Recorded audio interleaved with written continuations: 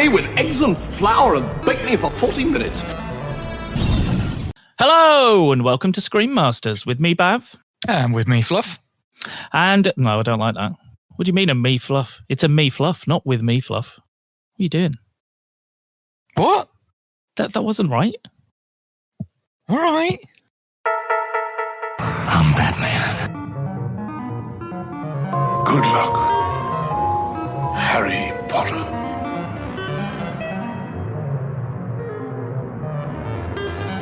Well, cover me with eggs and flour and bake me for 40 minutes. Hello, welcome to ScreenMasters with me, Bav. And me, Fluff. There we go.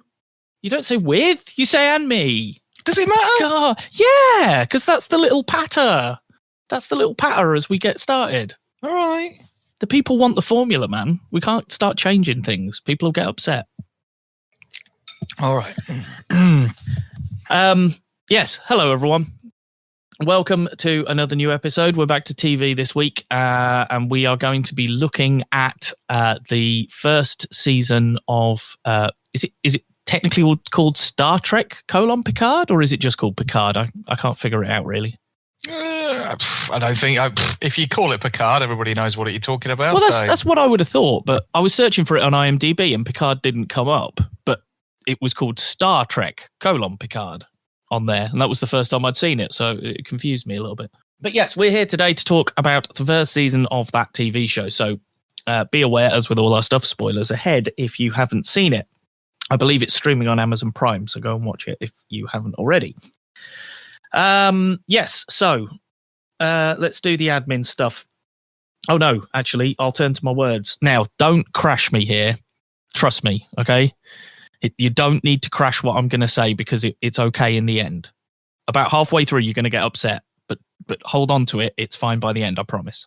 So this week, I would like to turn to the words of Kim Jong-il via Trey Parker and say, I'm so lonely, so lonely, so lonely and sad we're alone. Jesus. And there you go. Okay. See, I thought you'd crash the Kim Jong-il thing unless I prefixed it. No, I've just, yeah. By this point, I'll just give you a little bit of leeway on that one, let's face it. Fair enough. Unless you suddenly go, Kelly, in which case... Yeah, no. I've learnt my lesson from that one.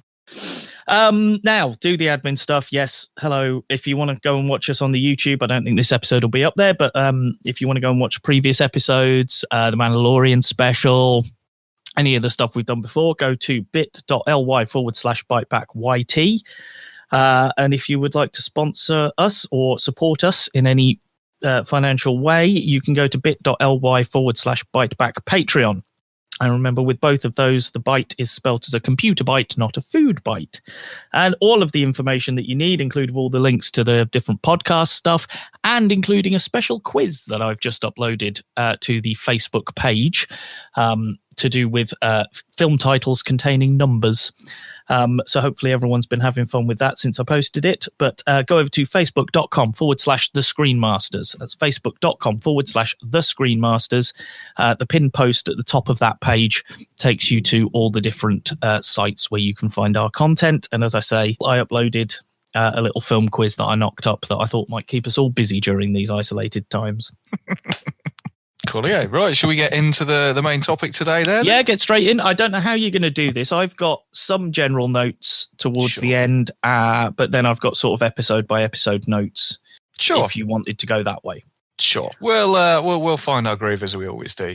So we're here today to discuss Star Trek Picard. We'll use his full title. So obviously this has been on the cards for a couple of years now. You and I are both very big Star Trek fans, so we knew that this was going to be something that we were both very, very, very much looking forward to. Mm-hmm. Discovery had come out. The first season was not great. I could wholeheartedly say that I did not love the first season of Discovery. Very, very much enjoyed the second season of Discovery. So to continue this Star Trek trend, I was hoping that Picard would be a very, very good first season. Was it? We will find out. So just to cut to the gist. Okay, so where are we now within the Star Trek timeline? Now, a lot has gone on in the last few years. We've obviously had, the end of the old universe, as we might call it, and then the start of the Kelvin universe as a result of the Star Trek film. Now, loosely, the old universe did in fact connect to the new, in the sense that there were comic books which were out just beforehand, kind of leading up to that film. And it all cruxed on the belief, the fact that Romulus was going to die. That the sun in the Romulan territory was going to go supernova and basically wipe out a good chunk of the Romulan Empire. So that's where we left that series there. Now, obviously, we know from the Star Trek film that shit didn't exactly go right and that Romulus was destroyed, hence the reason that Nero came back and met up with everybody and that whole thing kicked off. Now, while that thread has gone off on the Kelvin timeline, we're picking that thread back up now in the main timeline, as we might like to call it, and this is where Picard gets involved. Now, Picard, knowing that this was all going on, again, as we know from the comic books during that period, put a great deal of effort in to try and rescue as many Romulans as possible. Now, obviously, the sun was going to go supernova, so he put together a plan to create a fleet in coordinates with some old friends. One of those is Geordi the Forge, as we learn in the, again, prequel comic book to the Picard series. And basically, they're trying to put a fleet together in the hopes that they can save as many Romulans as possible. And that kind of leads us into Picard. So we're now picking up 18 years after the events of Star Trek Nemesis, where... Is that all that's passed? 18 years. According to the timeline that they've defined, 18 years has passed since Nemesis, and we pick this back up. So obviously Nemesis, we've obviously lost Lieutenant Commander Data, who's obviously sacrificed himself to save Picard, and this is one of the cruxes of the whole series, that Picard still can't forgive himself for the fact that his friend sacrificed himself for him. Picard is no longer a part of Starfleet. He's now retired, in effect, living at Chateau Picard, his vineyard, which, again, touching back on the notes of Next Generation, there's a few episodes in there where we get to see the vineyard, especially the very, very final episode as well. Again, foreshadowing there, something which may pick up. And we find this Picard he's just kind of muddling through. He's just going through the day-to-day emotions. He's no longer the Picard that we knew. He's had a falling out with Starfleet, which is all as a result of the fact that they bailed on the mission to rescue the Romulans due to a synth attack on Mars. Again, something which is touched on in a Star Trek short. How long ago was that then? The attack on Mars. Yeah.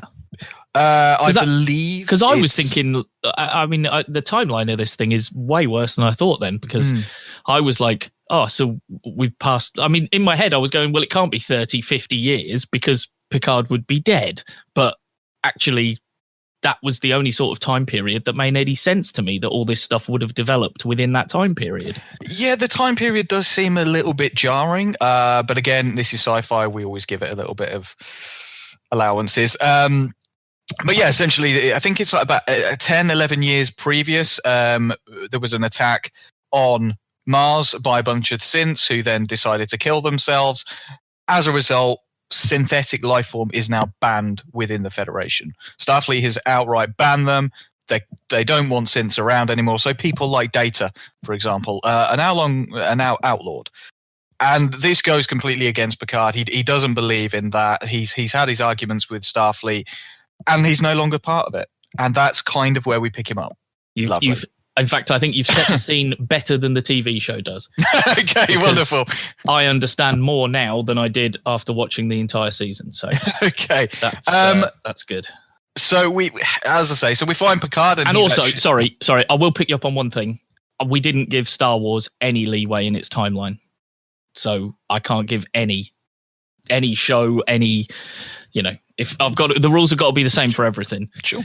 And I particularly, maybe not yourself, but I tore into Star Wars for its timeline. Sure. When we were looking at it, and multiple times since, probably. But they've given definitive periods, though. They said this is 18 years after Nemesis. My concern as well is that you've explained this very, very well. How many times did you have to say prequel comic book in that? True, but that's more to do with the film than it is to do with this series. Because sorry, I thought you said there was a Picard prequel comic. There was a very brief Picard comic, but did not wholeheartedly go into this. All that really introduced is the two Tal Shiar agents who essentially are living with Picard at Chateau Picard. It kind of introduces them. That's about as much as it does, and kind of discusses the fact that stuff is still going on with the Romulans, and they're still not exactly down with the Federation helping them. That's kind of where that picks up. Yeah, I was aware of, like you say, yes, I'm aware of, I think it was called Star Trek Countdown, and I bought that one, and yes, Geordie LaForge makes Spock's ship that takes Spock back in time. He's responsible for making that ship and stuff. So yes, I remember that. I mean, again, I don't count anything that I read in that as being canon, because if it was important, you show me it in the film, as we've always said. But so we've got Picard living at Chateau Picard. He's going through the motions. Clearly, he's not got the spark that he once did as captain of the Enterprise. Yeah. He's living with a couple of, as I say, Romulan Tal Shiars who he's befriended years previous. He doesn't like how they were treated, so he invited them to stay with him. And we get him being interviewed, which essentially begins Picard's transference from his old ways back to his new ways of being very, very much against everything that's going on, to finally taking a stand again. He's just sat in his chateau, drinking his wine, doing bugger all for the last, 10 or so years. Now he's got a bit of a fire under him, because he reveals that he resigned in protest because Starfleet abandoned their plans to rescue the Romulans. And when the interviewer points out that they were Romulans, he points out that they were people, which again is a very very important part about Picard. He doesn't just look at a particular life and think, well, you're a Klingon or you're a Romulan, you're worth less than I am. That's or even a synthetic, to be fair to him. Precisely, yes, indeed. So as this is going on, we also get introduced to a young girl named Daj. A bunch of Romulan assassins turn up and kill her boyfriend, and kind of flip a switch in her. Something triggers that she doesn't realize is there, and basically she ends up killing all of these assassins. Now, having seen visions of Picard in her brain, after having seen his interview, she suddenly seeks out Picard because she's just got this feeling that he's the person that she needs to go and speak to. At the same time, Picard is obviously getting a bit frustrated with how things are going, and just kind of goes to the Starfleet archives area, goes to see Starfleet, and basically tries to just get a bit of information about Data, because it's still bugging him. He's still having these visions, these nightmares about what is going on with Data, and he feels that there's more to it. So again, Picard meets up with Daj. She finds him, and eventually they're attacked by more assassins. Go figure. So this is now getting Picard fully involved in this whole situation, and Daj sadly is killed. Now, I've got to say, at this point, I was a bit like, wow, this character's actually quite nice. I quite like Daj, and I was gutted to see her pretty die. much the end of the first episode. And this is pretty much the end of the first episode, yeah. Do you want to know my notes for the first episode? Sure. Was great, then disappointing. You killed the new character that I'd warmed to the most. Yes. So exactly the same as you, mate. That's what I felt. I was like, oh my God, you introduced this character to me. You got me to like them and to get on board with them. And then you fucking killed them. Yeah. And I was really enjoying them. So obviously, I mean, this isn't the end by far. So Picard, obviously having been attacked by assassins, goes back and speaks to his Romulan friends, and they encourage him to kind of carry it on. Don't let this lie. So he goes to the Daystrom Institute, which has been mentioned numerous times throughout Star Trek history, which is, again, one of the things I love. They don't just kind of use names, the Daystrom Institute and things like that. They use them because they're important. No, but even Bruce Maddox is exactly, canon, isn't he? He was. Exactly, I think we saw him in. I think I looked it up, and you see him in one episode. He appears, and then after that, he is mentioned by either Reg Barclay or Data. As I've been to see Bruce, I've been to see Maddox, and now I'm back again, sort of thing. Yeah. So he was a character from first series, second series, I want to say. It was very early on. It was very early on. Who wanted to essentially replicate Data's neural net but by doing so would effectively kill Data. So there was a whole court summons, a judicial and blah, blah, blah, blah, blah. And eventually it was decided that Data was a life form. But while Maddox was annoyed because he couldn't disassemble Data, he then picked up a friend, which again is how things pan out. So he goes to the Data Institute, meets Dr. Girardi, who explains that basically this Daj could be Data's daughter due to the kind of procedure that they did on neurons and cloning of Data's positronic net. There you go. It's the positronic net. I was trying to remember that. That's it. Yeah, there we go. So they tried to basically clone that, and as a result, Daj, in a sense, is Data's daughter, which obviously piqued Picard's interest even more so because now he's got an even more personal attachment to this. It's also revealed that Daj is not the only one. She has a twin called Soji, who, again, for the final scenes of the first episode, we find is working on a Borg cube, which has been reclaimed by the Romulans. So this is, for a first episode, like you say, started off great, very, dejected by the end because we suddenly lose Daj, and I thought she was a great character. But then we find out that there's another twin out there. So I was like, okay, that's fine. Hopefully she'll be as cool as this one was. Indeed. Hopefully she will be. So we carry on, and basically, Picard is investigating this whole situation and wondering what is going on. Eventually, again, gets attacked by more assassins, by this Zat Vash, which we revealed is a kind of a secret organization within the Romulans, even more secret than the Tau I was going to Shi'an. say, let's stop there for a second, because this confused the fuck out of me all the way through the series. I thought the Tau Shi'an were like the secret police of the Romulans. Yeah. And I thought they were the people chasing him. Then, like episode 7 or something, I was like, oh, no, hang on. They're all members of this Zat Vash thing. And they're like an even more secret branch of the Romulan police? Or do they not work with the Romulans? I don't really know. This is kind of like Section 31, though, isn't it? This particular episode, there was just masses of exposition dump in a really boring way. It was just those two Tal Shiar, if that's what they are, the goodies who were the goody Romulans who lived with Picard. She just sits and spouts exposition at him for about 10 minutes. I got lost as to what the hell they were talking about, and then I got bored. Just really boring. There's got to be a better way of dumping exposition. But then again, when you've got Akiva Goldsman in the writer's room, this is what you get. Continue. That's all the notes I have for episode 2.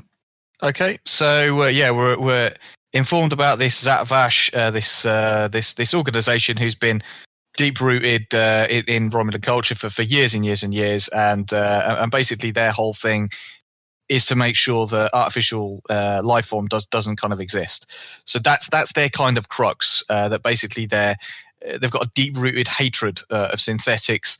And kind of want to stop Picard from discovering who this other person is, but at the same time finding her themselves and trying to get as much information from her as we can. So this is where we're introduced to perhaps the shittiest character who I really didn't like, him and his sister. Narek. Oh, thank you. Thank God. Yes, Narek. Yeah, I Harry really don't Treadaway like is this the guy. actor, isn't he? Yeah, he's terrible. I'm really hoping that they don't bring him back. Was that a wig? Like, I could not take my eyes off his hair whenever he was on screen because it just looked so obviously a wig.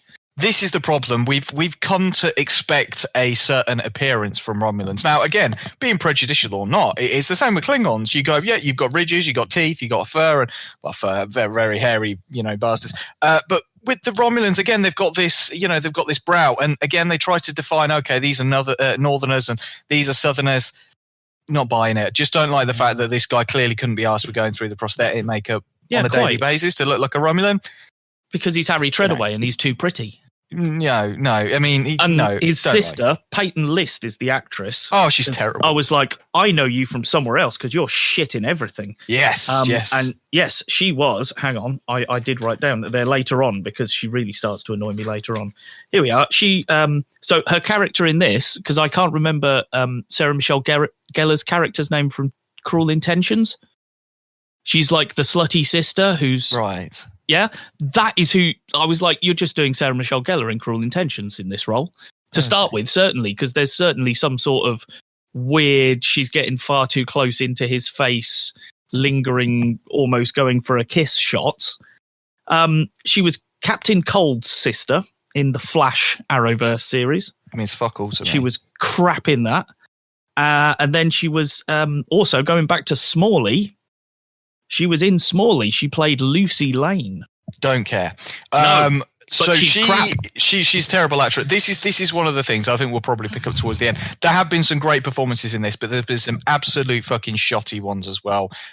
These two particular Romulan characters. These two turned me off every time they were on screen. And this is unfortunately one of the cruxes for why this series isn't as great as I was hoping it would be. Anyway, we'll carry on with the plot, and then we'll kind of discuss. So, okay, as we're going along, we're introduced to this guy Narek, who we realise straight from the bat he's a duplicitous bastard. Yeah, like you couldn't have signposted it more obviously, I don't think. No, it's okay. We'll give this guy this appearance. So they've got all these other Romulans that look like this, and they all like formal. And then we've got this guy who doesn't look anything like them. Yeah, of course he's going to be duplicitous. Terrible.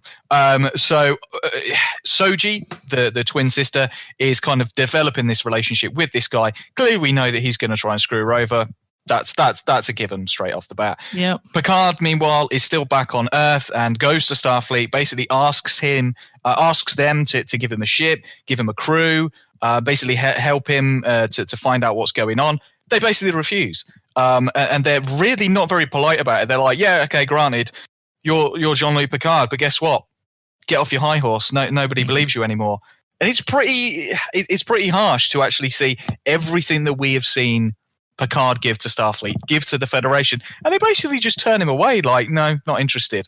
We obviously realise that the head of Starfleet security, a Commodore O, is basically a Vulcan who just so happens to look very much like a Romulan. I think isn't she a half Romulan Vulcan? They explain which we find out a little bit later. Yeah. Still a bit disgusted with the fact that Starfleet security had no problems with letting a Tal Shiar / Zatvash agent rise to their highest ranking. They should probably be embarrassed about themselves. Where the fuck is Section 31 at this moment in time? But that's a problem for another day. So obviously, Picard is being turned down left, right, and centre, and he realises he needs to find a way to actually get off of planet and go and do this. So he then contacts a former first officer of his, Raffi, who he obviously had a bit of a parting with and didn't follow in the best of ways. So we find Raffi, who's kind of not exactly had the best of times since she got ousted from Starfleet as well.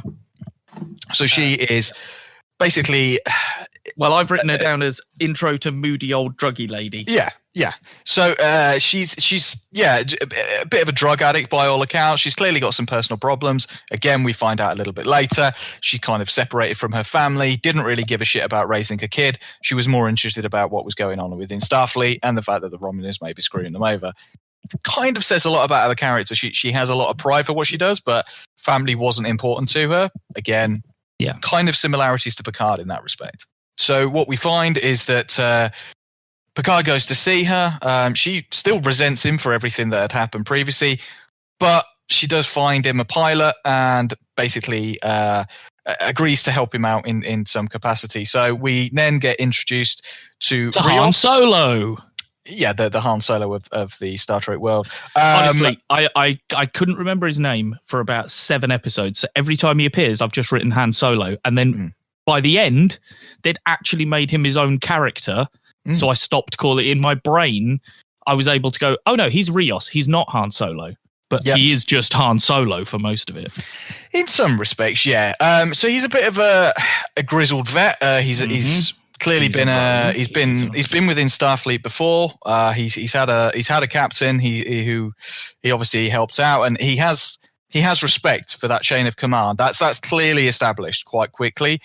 Even though he's got something like a bit of metal sticking in him, he doesn't really concern himself with that. He's just puffing on a cigar, and we've got half a dozen different holograms on his ship. We've got a piloting hologram. We've got a hospitality hologram. We've got a medical hologram.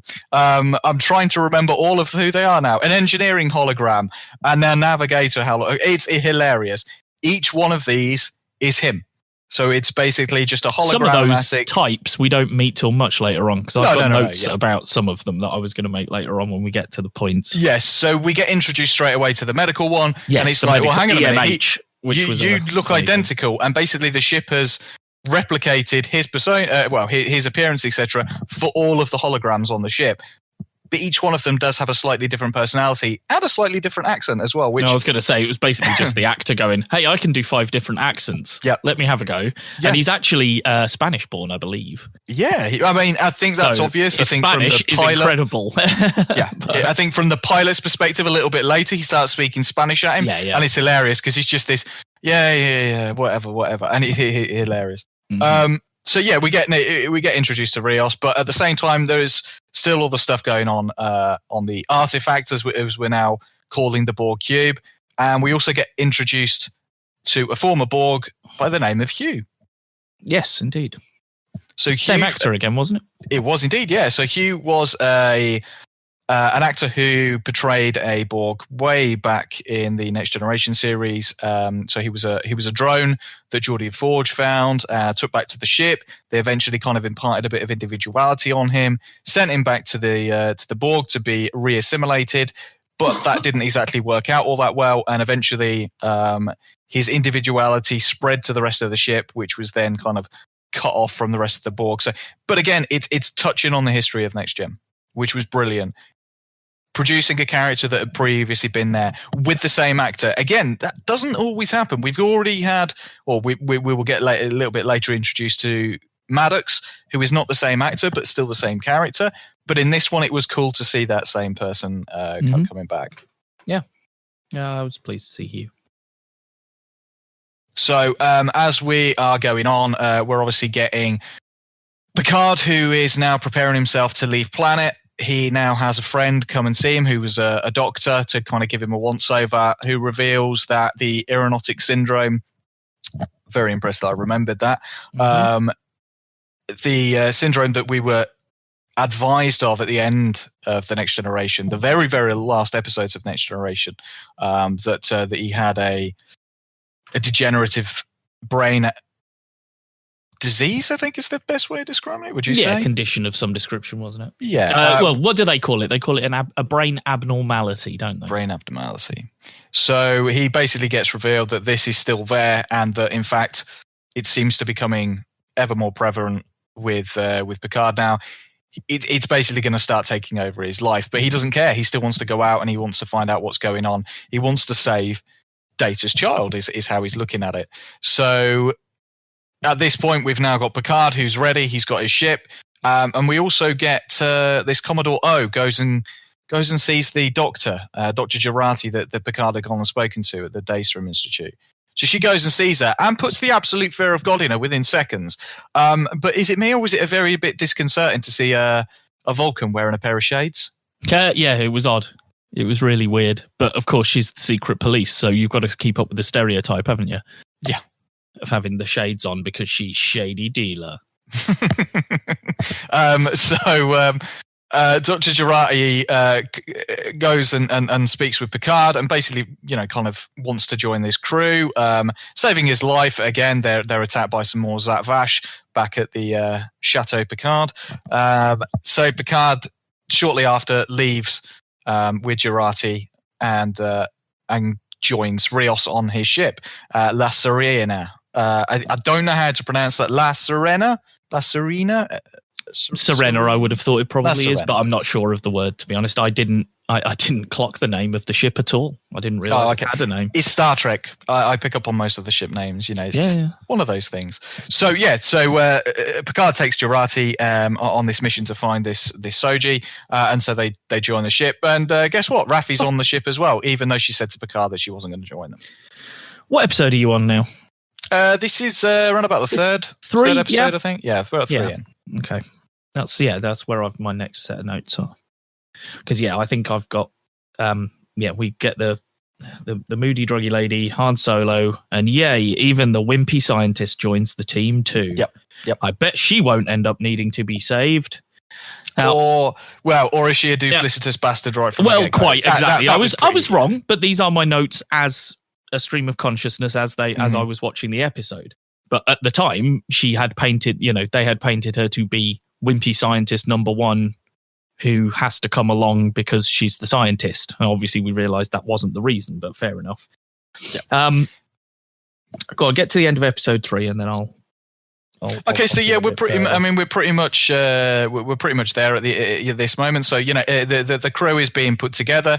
They're on the ship, ready to go off to Free Cloud, I believe it was called, to try and find Maddox, and that's kind of where we leave it. Now, again, we've had Soji on the Borg cube, who's been interviewing various former Borg to try and get a bit of information.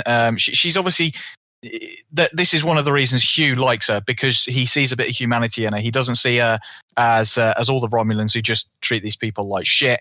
She's trying to be caring and warm to them, and he sees that, and he builds a bit of a rapport with her, which is nice to see. And again, she's just getting a little bit more information about what has happened to these Borg, because other species have come out of being assimilated, so they're being reintegrated.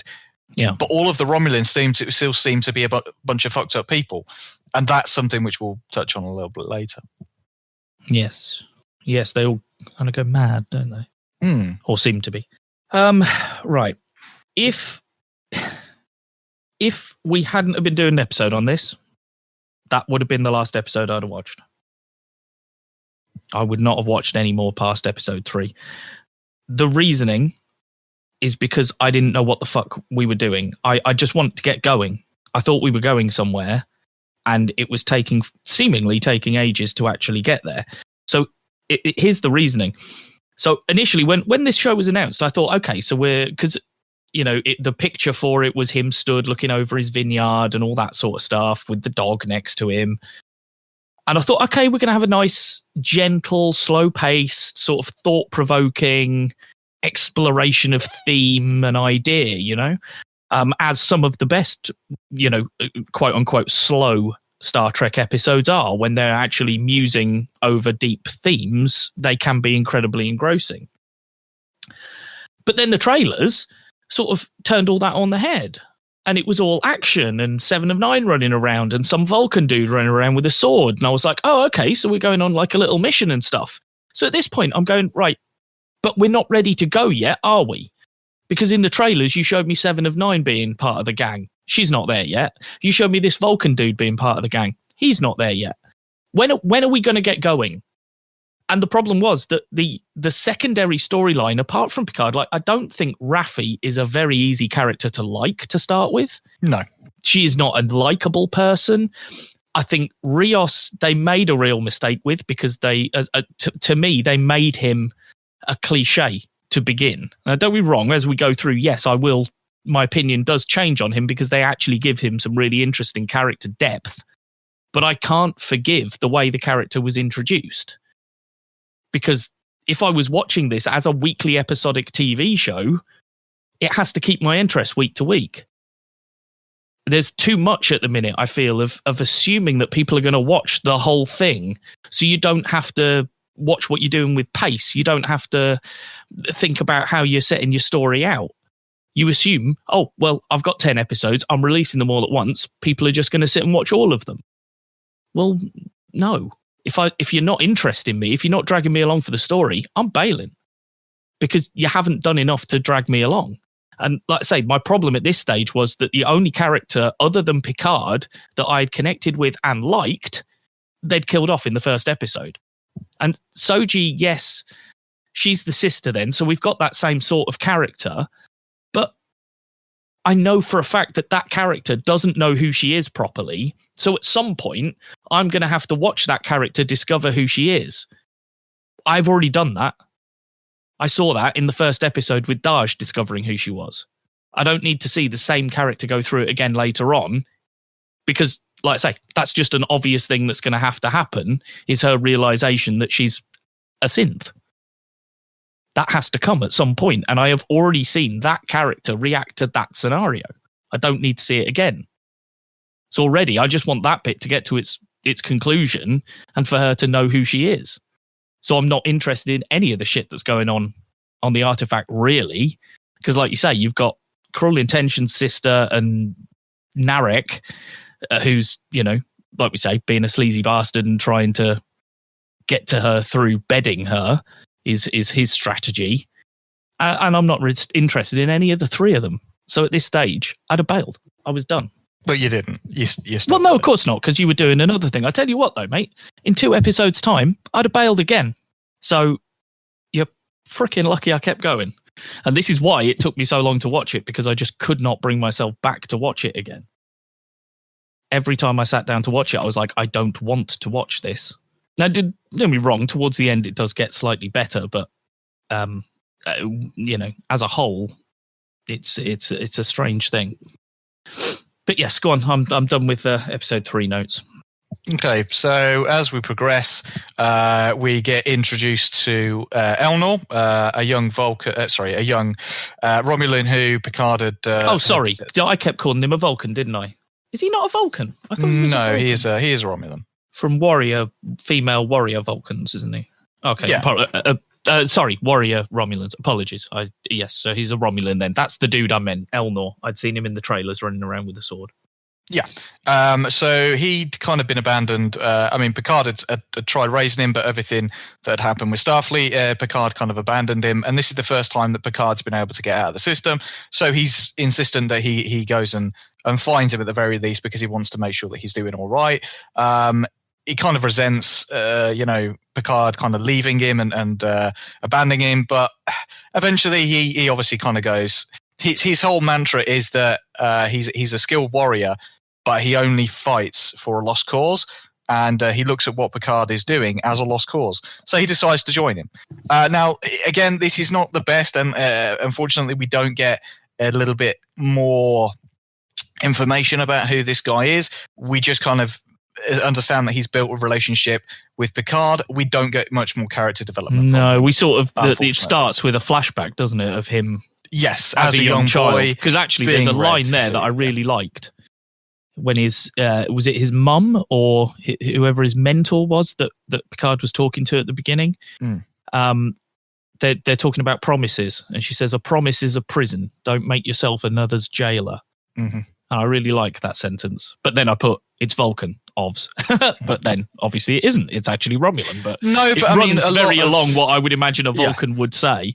Well, this is the thing. I mean, because we know that there is a huge history between Romulans and Vulcans. Essentially, the same race. It's just that, the Romulans broke off from them many generations back. So there's a lot of similarities, and there was obviously the unification and stuff like that. And now I'm going back to next gen, but let's move on from that. Anyway, so Picard Elnor joins up with Picard, and they beam back to the ship, which is currently under attack. Now, as they're under attack, somebody comes out and helps them out. A ship appears and suddenly starts fighting alongside them, and they're like, "Who the hell is this?" They beam the survivor of the ship aboard, and lo and behold, it's 7 of 9. Yeah, and at this point, when it turned out to be her, I just in my head was going, "Where the hell is C-3PO to tell me the odds of 7 of 9 being on that ship in that place at that moment?" Because they're not even at the place that they were aiming for yet. This is before they're actually at Free Cloud, I'm fairly sure, because they have to go to Elnor's planet, isn't it? It's on the outskirts of Elnor's planet that this happens. Yes. And then they go, so it's not even like they're on there, they just happen to be making a stop off at this place. Yeah, this appears to be contrived. Far too contrived. But I mean, this is, it's a fictional TV program. I understand what you're saying, mate, but we can't criticize some things for leaps of logic like this, and then just because we like a different one, not criticize it for the same thing. Not at all. But this is a story-based show, so X, Y, and Z. This is a fictional story, so of course these characters. You could look back at most things and go, well, how the fuck did that person end up there, and how did that end up there? Because that's the way that it's been written. I think there is a line somewhere in the sand, and I think this crossed it. I think there is a way to have a character turn up when you need them to. For example, there's a bit later on where the character comes back again. And I was like, how the hell did you know where they were? And they actually bothered to put a line in explaining how she managed to find out where they were and come to their aid at that moment. Well, that's okay then. You've given me that explanation. It was too contrived for my liking. Too much. Sure, I do feel like you're picking too many holes out of it just for the sake of picking holes. But this is it's not the sake of picking holes, mate. The problem is that I wasn't engaged. When you're not engaged in the show or a film, you do pick more holes in it. And like I say, at this point, because I realised, I'd have bailed at episode 3. I cannot just make this a negative thing. So I did start trying really hard at this point to pick out positives every now and then. Because, for example, it says, my comment is, yay, 7 of 9, finally. And then in brackets, where's C-3PO to tell me the odds of 7 of 9 being in that ship? Because it occurred to me that it was a bit ridiculous. But I was very happy to see that character, and it popped me, for want of a better word, because that's, because I was looking forward to seeing that character. Because again, I wasn't connecting with the wider cast still at this stage. I didn't really know why I should like any of them. I've got a couple more notes on. No, just got one more note on episode 4. There was a really cheesy, shitty bit in episode 4 where they were. I don't know whether you remember. They were on the artifact, and Narek has obviously pissed her off in some way the previous episode or something. So he's trying to smarm his way back up to her again, and they end up having a skating, sliding sort of sequence down a corridor where he shows her how to skid down a corridor that I think is maybe frozen over or something. And it was just so cheesy. And then falling into each other's arms to kiss and all this sort of stuff. Oh yeah, the love story is just bullshit, and we knew it was all going to blow up. But again, it's setting up a character for that's the thing. Unfortunately, because we're a little bit older, we're a little bit wiser, we see a lot of this shit coming. Again, with Jurati and her dalliances with stupidity later on. See it coming a million miles away, but I can't. But do you not think there is an argument there for a better writer being able to cover something like that, being able to hide it better? I think in some ways, yes. But again, I think we're so used to this is also a Star Trek series, which is not like every other Star Trek series. And because there are so many other dramatized things out there doing similar threads, it's hard. I mean, again, I wouldn't compare this to The Expanse, because The Expanse for me is a lot better than this whole series has been. I still love the characters and I still love the universe. But yeah, this has not been the best. It's not been the best introduction to this moving forward. But that said, I said the exact same thing about Discovery. I really did not like a lot of characters in Discovery. And guess what? By season 2, I fucking loved it. I think that I'm hoping that they see and understand the issues that they face with season 1, getting rid of some of the actors for a fucking start, getting some semblance of order to the stories as well, and stop being so fucking slow. Those are the things that I think I'm hoping that they'll pick up. But again, like I say, we had the same problem with Discovery season 1, as Discovery season 2 was absolutely different kettle of fish and fucking fantastic as a result. So we now pick up, and we've now got 7 of 9 who is on the ship, and we then get a flashback to years before. Now, this is perhaps one of the most harrowing fucking things you will ever see from Star Trek, and it breaks your heart as well, because it's actually a character that we kind of know very well from Voyager. So 7 of 9 is basically forced to kill Icheb, who was obviously rescued way back on Voyager. But basically because a bunch of black market dealers have kidnapped him and are extracting his Borg components from his body, but not giving him any anesthesis or anything, literally ripping his eyeball out of his body. And it is not the most pleasant of things to see. Now, this, I think, straight away gives us that understanding as to why 7 of 9 is no longer the robotic 7 of 9 that we once knew. She's completely different. She's more in tune with her emotions, and now she feels revenge and rage against the people that have wronged Icheb. That was her son, and we all know that from coming out of Voyager. But it also is important to pick up on the fact that it was a character from Voyager, so we're still continuing with continuity of the Star Trek universe. So she's now on the ship with the crew, and basically wants to go to the same place as them, with their intent to go and free Maddox. She's got an ulterior motive for being there. Excuse me. So they go to Free Cloud, and they basically meet up with somebody who is holding Maddox captive. She recognizes Seven, and clearly they've had a very intimate relationship beforehand because she knows her as Annika, which obviously, as we know, is Seven's human name. So at this point, there's a whole back and forth. There's Picard dressed up like a crazy Frenchman, which is hilarious. This is where Rios dresses up as a flamboyant guy. So this is where a bit of the comedy, which has very, very much been lacking throughout the whole series, kind of comes into effect. Even though Picard is playing, Patrick Stewart is playing Picard, who is a Frenchman, he puts on the most ridiculous French accent you can ever imagine. Like the worst kind of French accent, but it's hilarious at the same time. But Seven reveals her true intentions there is to kill the individual who is holding Maddox prisoner, because that's revenge against her killing Icheb. While Picard convinces her not to necessarily seek out revenge, and they, save Maddox, Seven and Picard kind of have this little conversation where she says, "Oh, have you managed to recover your humanity?" And he's like, "No, but we still fight this every single day because we've got two characters who were both assimilated by the Borg, both separated from the Borg, and this is very unique that we don't have many of these kind of interactions. The fact that Picard became Locutus and because Annika became Seven of Nine, there is a distinct comparison between the two. So it's cool that they got to talk about that, and then Seven just goes back and kills the person anyway, which was I think in fitting now to who she was and everything that's gone on. Maddox has now been rescued, but she gets left in the sick bay with Jurati, who basically reveals that yes, they did have a relationship, but the fact that Commodore O scared the bejesus out of her, she kills him instead, which was quite a kind of a thing of, oh shit, okay, so yeah, she did go there then, and that was pretty harsh. But again, it was in fitting, I think, at this point with what was going on. Well, at the beginning of this episode, Agnes, whatever her surname is, you keep saying, was watching a video of, I thought, her dad.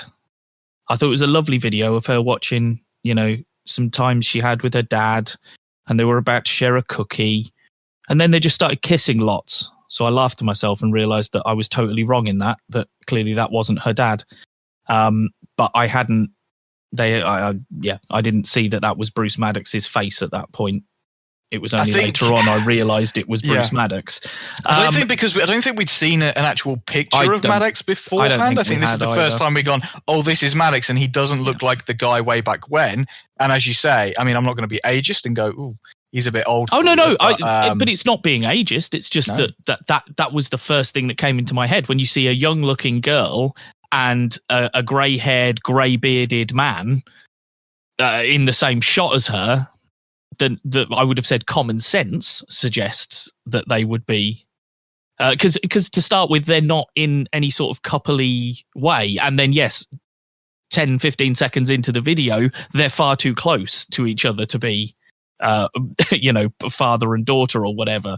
So that's when it came to me. I couldn't stand the whole disguising, dressing up shit. I thought it was bollocks.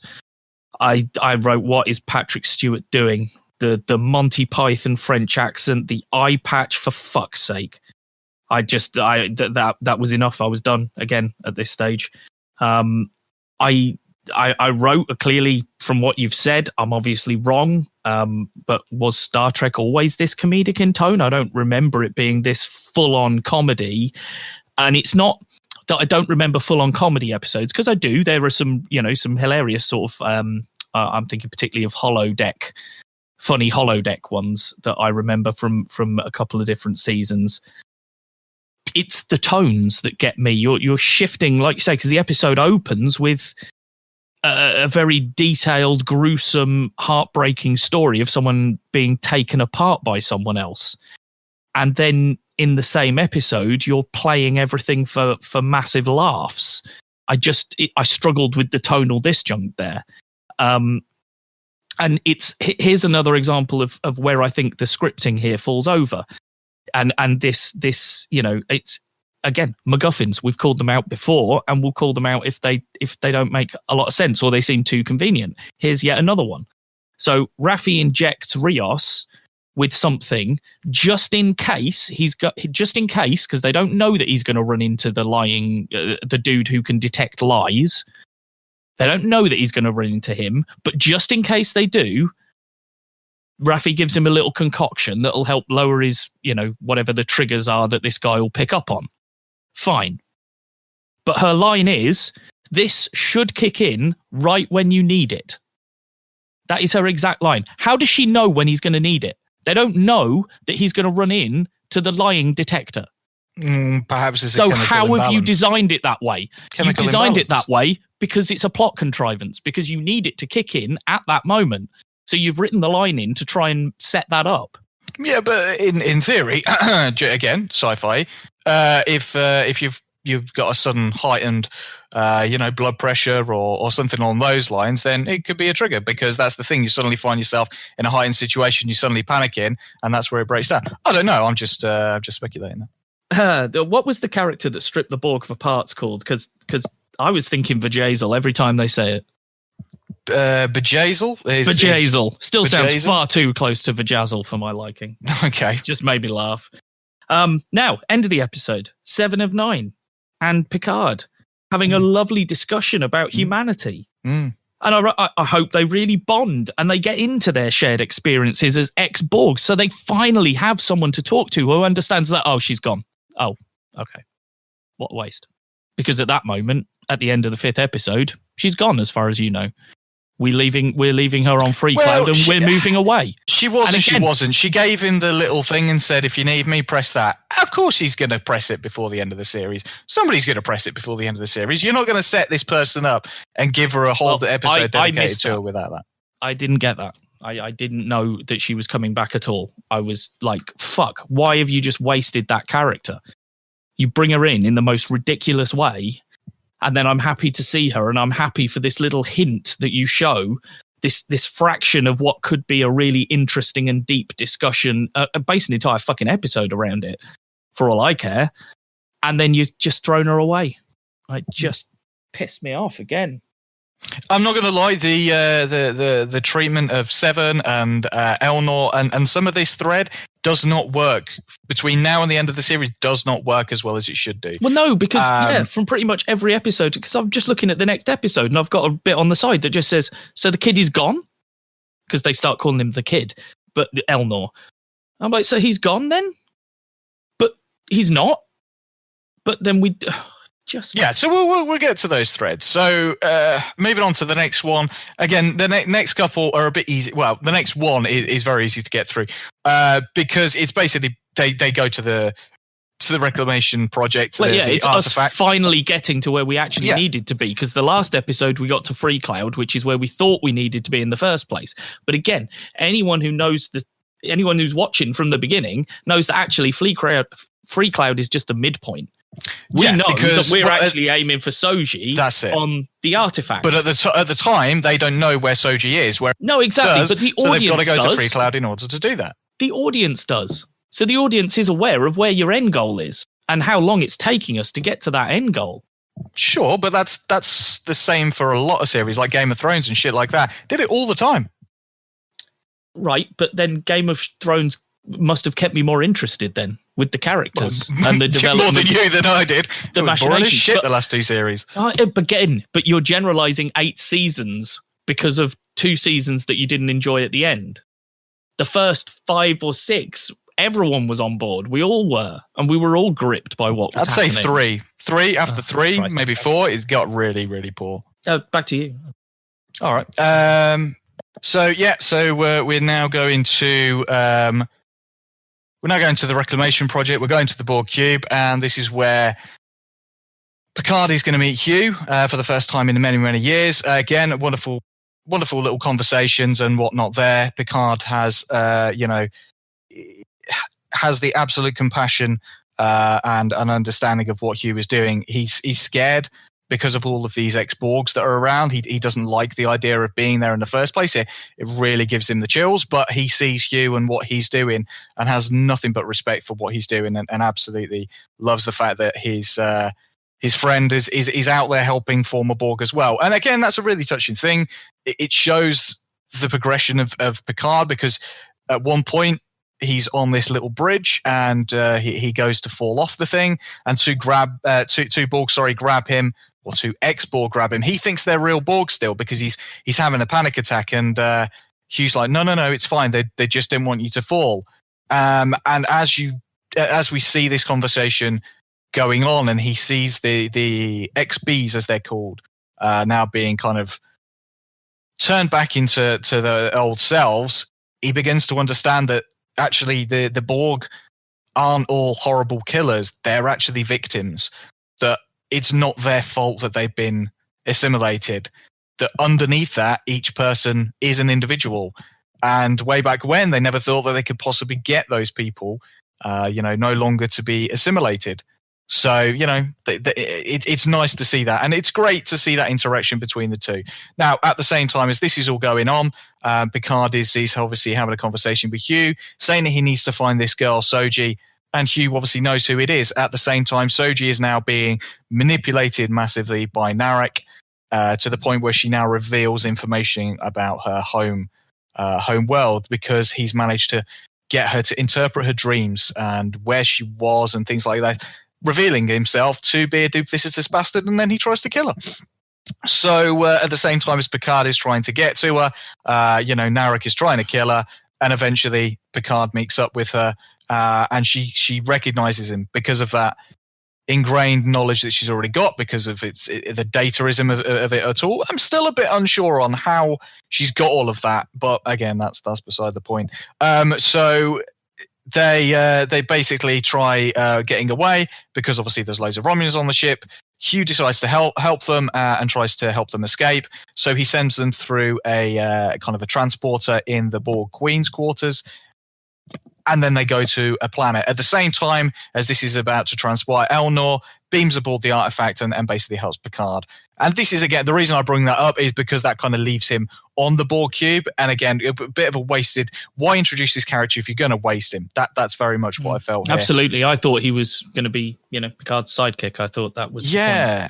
And I couldn't understand the argument for him not going onto the artifact with Picard. I just didn't make any sense to me. Yeah, Picard wanted to go on there alone. He didn't want anybody with him, which I understand because of everything that was going on. He disobeyed him anday, so why didn't you disobey him in the first place? Yeah, exactly. But he at least thanked him for disobeying him, so that was nice. Yeah. So Picard and Soji are sent to a planet, and this comes into perhaps the best episode of the whole fucking series. Right, stop there then, because that's episode 7. I'm not ready for episode 7 yet. So, are you any more notes on episode 6? No. Okay. So, as you say, at the beginning, when they first go on the artifact, Picard getting all worked up and discussing it, having all the flashbacks, the discussion with Hugh, like you say, and then there's a bit afterwards where he's sat down in is it another recreation of his chateau again or something? And he's looking at a computer. And they put the nice visual of Locutus's face over the top of his as they swing the camera around. I thought that was quite a nice touch. That was a really good looking bit. I got even more baffled by Scientist Lady at this point, Agnes, because now she's kissing Han Solo, and so she's playing everyone. I don't know what the fuck's going on there. Mm-hmm. There was a great bit with Raffi, because this is the point where I started to come round on Raffi. She uses, she properly talks her way into, is it with a commander, another Starfleet person that she knows, and she's trying to get a ticket Captain or something, isn't she, to the artifact? Yeah. She's trying to get them on the artifact legally. The gift of the gab she was doing on that, I thought was really good. It was really well written and very funny. So at this point, my next note is, I'm just not interested in Soji and Narek's story. Mm-hmm. Although actually this time I wrote not Narek, because in this episode he tells her that his name's not Narek, it's something else. But then she continues calling him Narek for the rest of the time. Yeah, and it's so unimportant that neither of us remembers what his real name is. And I've written, now the Picard story has got me. We're at the artifact. But now we head into a 5-minute sequence of Soji working out the truth of herself. Mm-hmm. And it was boring for me. Because I already know that she's not who she thinks she is.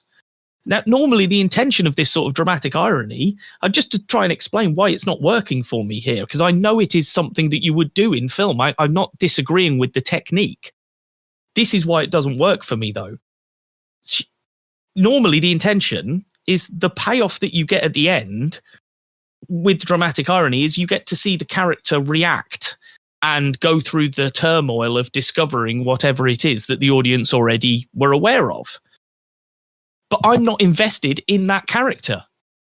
So it just doesn't work for me. I get bored. I was totally bored when we kept cutting back to her frantically working out and piecing things together to work out that she's not human. And that is something that the audience knew right from the start. So I don't see where the interest is for that. I don't see why that's an interesting sequence that we needed to do. I did like the way they shot and did the sort of, I can't remember what it was called, but the Romulan sort of dream walkthrough thing where she was walking around a certain pattern with candles and stuff to try and get into her dreams. Do you know what that's called? I can't remember what the hell. No, it was a... But I it was a liked meditation that. practice of some description. That's how he kind of describes it. But I thought that was really good. I'm curious as to how, when it's a Romulan thing, how a synth is able to do it.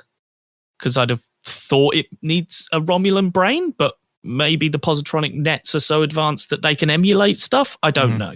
There's another point with that slightly later on as well, that confused me with that sort of stuff. I can't help but feel that Soji's entire story in this episode was pointless. It's just about revealing what the audience already knew. It's really weird that within the space of one episode with the first one with Daj, I really like Daj right from the get go. I loved She's Daj. introduced really nice. Her running around, her being afraid and stuff like that's cool. I knew it was going to take me ages to like Soji. Now, I don't know whether that is because they killed off the nicer of the two twins straight away, or whether it's because the fact that she's stuck with the personality vacuum that is Narek. Yeah, true. That's a fair point. Is it? I don't know. Because I don't know. Because the Daj character was so interesting because she had very quickly come to learn that she wasn't who she thought she is, and that was then the audience experiencing that character going through the turmoil. And like I say, I've already seen that character go through that turmoil. I don't then need to see the same character go through the same process which we've just later. Spent 6 episodes, so we've now got to the end of so now after the 6 episodes, and now we've got the end of episode 6 replicated similar to the end of episode 1 in that Picard finally meets her. Yeah. So this is this whole thing, and that annoys me. You know, that makes me think like, why? What was the point in all this apart from that you couldn't have Soji be really close to Picard at the beginning of the series? Yeah. This is my thing. I'm not saying that everything doesn't have some level of contrivance. My issue with this series as it's gone along is that their contrivance is blatant. I don't think they do a very good job of writing around it and writing to hide where they've had to use a contrivance. I mean, particularly this next episode, there is a bit in there that there is no other part in this show that was written that is scripting for the sake of scripting than in this particular episode. There is one part, and don't get me wrong, I loved this next episode. It was the peak of the entire series for me, largely. But there is one element of it that I was like, oh, that's really good. Oh, no, you've just done it for that reason, haven't you? Continue. So where do we go? We go to Nepenthe. So to Nepentine. Nepenthe? Nepenthe is how it's written, but they seem to say Nepenthe, don't they? Nepenthe, that's fine. I just hear that and I think Urapente. That's taking me back to... Do you remember what Urapente is? No. You don't remember? From The Undiscovered Country. It's the Vulcan moon that blows up. Oh, is it? Oh, no. Well it's done. The prison. Sorry, it's the prison that they get sent to. That Bones and Kirk get sent to. Oh, the prison of Repentance. No, sorry, that I haven't seen Undiscovered Country in a long while. Oh, you should. It's very good. It's a really good one. Oh, it's good. It is. Yeah. All the even ones always work. Although I always argue that 2 to 4 work. If you watch 2 to 4 as one block, they work. I disagree, but anyway. And you can get through the third one. Yeah, I hate the third one. Okay, so we'll just buzz through the next couple. Well, actually, no, we'll spend a little bit of time on this one because this is a great one. We'll deal with the side cast stuff first, and then we'll dive into the nitty gritty. So basically, we were kind of shown right from the beginning, Girardi, who'd been approached by O, and basically she did a Malcolm mind meld with her. Yes. And basically shows her the reason that this whole synthetic life thing that the Zatvash is against, and she basically puts that into her head. This freaks her the fuck out, and no wonder she agrees to help. And then she takes this little tracking device and swallows it. Hence the reason that they're now being tracked, and now they understand why they're being tracked. So she obviously, having spoken to Rios, the tracking thing they don't discover for another episode yet, do they? No, we see that. We see her take the thing, but they don't know that they're being tracked. No. At this stage, do they? No. But they know that there is somebody tracking them. Yes, because they've obviously escaped, so they know somebody's tracking them, and they eventually realise why. Because she's spoken to Rios, she's spoken basically she's spoken to the crew and realizing that she's actually feeling a bit bad about things now. She doesn't necessarily agree with everything she's done. She's also killed somebody, so that's sitting on her quite well. So she decides to try and put herself into a coma to stop the tracking, which is really fucked up, but it's one way of going about it. Raffi is trying to help her out, and there's a couple of funny moments with her. But again, they don't really know exactly what's going on. They just think that she's upset because Maddox is dead, when that's really not the case. Elnor is still trying to protect Hugh on the artifact. Unfortunately, that just doesn't happen, and Hugh ends up dead from the boring sister. And before dying, though, he kind of gives a little speech to Elnor and kind of, says that he's still proud of what he does, and gives him the signal device for Seven's group. The Fenris Rangers, that's it. It's been bugging me. They're called the Fenris Rangers. Sorry, that's been bugging me for a little while now. So again, like I say, Elnor now ends up with a little device to call 7 of 9 if he needs to. That's the side stuff. Let's get to the nitty gritty, which is Picard reuniting with Riker and Troy. But before he does, he meets their daughter Kestra, who's kind of. I thought she was a fantastic little actress. She's absolutely never seen her brilliant before, but I thought she was really good for this one little bit that she's in, this one episode. I really felt I got to know the character. I could have picked out her parents if you'd have said, put that character up and let me listen to her for 2 minutes and say, right, which of the Star Trek couples were her parents? Mm-hmm. I feel I could have picked the right couple. Yeah, because they did that well at instilling what her parents' beliefs and the combination of their beliefs would be, I think. Because she was very human at times, but then she'd suddenly be very aware of emotionality in the person that she was talking to, like a Betazoid would be. So I thought that was really good. Really good. It's just how she meets them as well. She's dressed like with face paint and a bow and arrow kind of a deal. And Picard knows who she is and plays up to that and stuff like that. But it's also nice to see her interaction with Soji as well, because these are two children. Essentially, Soji is still a child, and it's that interaction, and she's getting in bits of information out of it. She doesn't realize that Picard wouldn't, and not many other people would, but this is an innocent child. So it's very important to see that. And then we just see that. We see Troy see Picard and then sees him come in and then just gives him a huge hug. And it is two great friends seeing each other. And you can imagine how much fun they must be having when they were shooting this. But it's also that heartbreaking thing because she grabs his head and looks at him, and she's a Betazoid. She knows exactly what's going on. She knows that the aeronautic syndrome is there, and she hugs him and he's like, I'm fine. Because she's the only one that he doesn't need to say anything to, and she picks up on it. And again, most people who don't necessarily know all of Next Gen don't pick up on that, and they wouldn't pick up on that. But those are the little special moments that this episode made so very special. Yeah, absolutely. And then he gets to go and see, and then the daughter's like, Dad, what? And it's just typical fucking Riker, just being shouty and boisterous. And then Picard comes around, he's like, hello, Will. And he's just like, if you're here, he's like, shit. Okay, red alert, shields up, do this, do that. And it was just so his number one. And that was it, straight from the get-go. As soon as he went, like, shields up, weapons to full, whatever it was. I was just like, oh my God, that's Riker. That's Riker. That's so good. I mean, let's face it. It's a little bit J.J. Abrams for Star Wars here. They're feeding us the nice little nostalgia nuggets for us to go with. Having said that, I do think this particular episode is the most effective use of the nostalgia nuggets because logically it made sense within the context of the story. If you were looking for a safe haven, where would you go? Picard would go to Riker's. It makes perfect sense. I don't feel like you've had to shoehorn these two characters in, you know? No. That's my point. I feel like they worked it really nicely and it was really effective on that. I mean, they'd emphasized before this episode that people had said, why don't you go to Riker, to Worf, to Geordi? Why don't you go to these people? He's like, I don't want them involved. I don't want to get them. And I don't want to drag them down. And I understand that significance, but he feels that he needs to go here at this point. And it's not just for protection. He needs advice. And who does he go to? The two people that gave him the best advice, his counselor and good friend and his former first officer. And that's the thing, like Picard and Riker, they still have this camaraderie, but Riker will always see Picard as his captain, as his superior in many, many ways. And that is just a beautiful relationship that they have.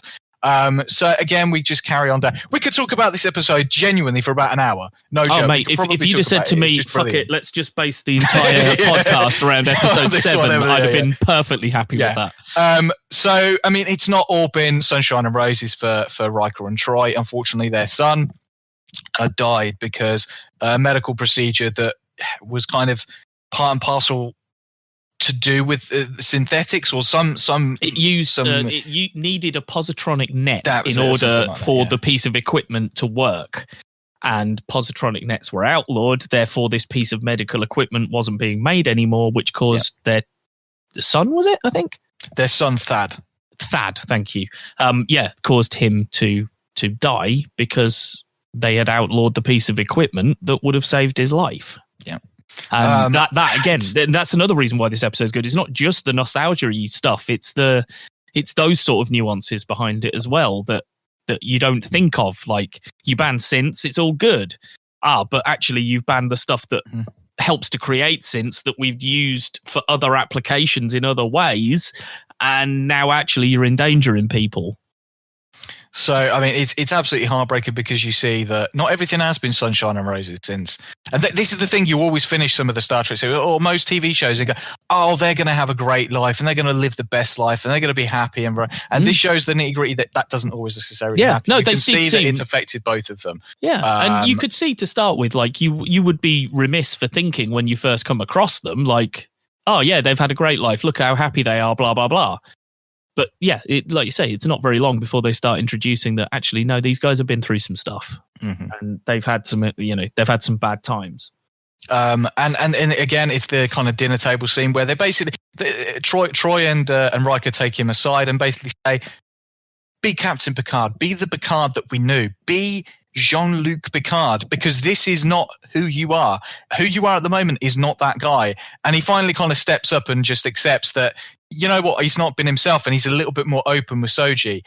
And she is a little bit more open with him, basically saying, I don't know whether I should trust you or could trust you. And he's like, I just want to help you. That's all I'm here for. I've gone out of my way, caused this, that, and the other, all with the intent of helping you. And they kind of try to help her understand that this is Captain Picard. He is here to help you. He's not here to hurt you or hinder you.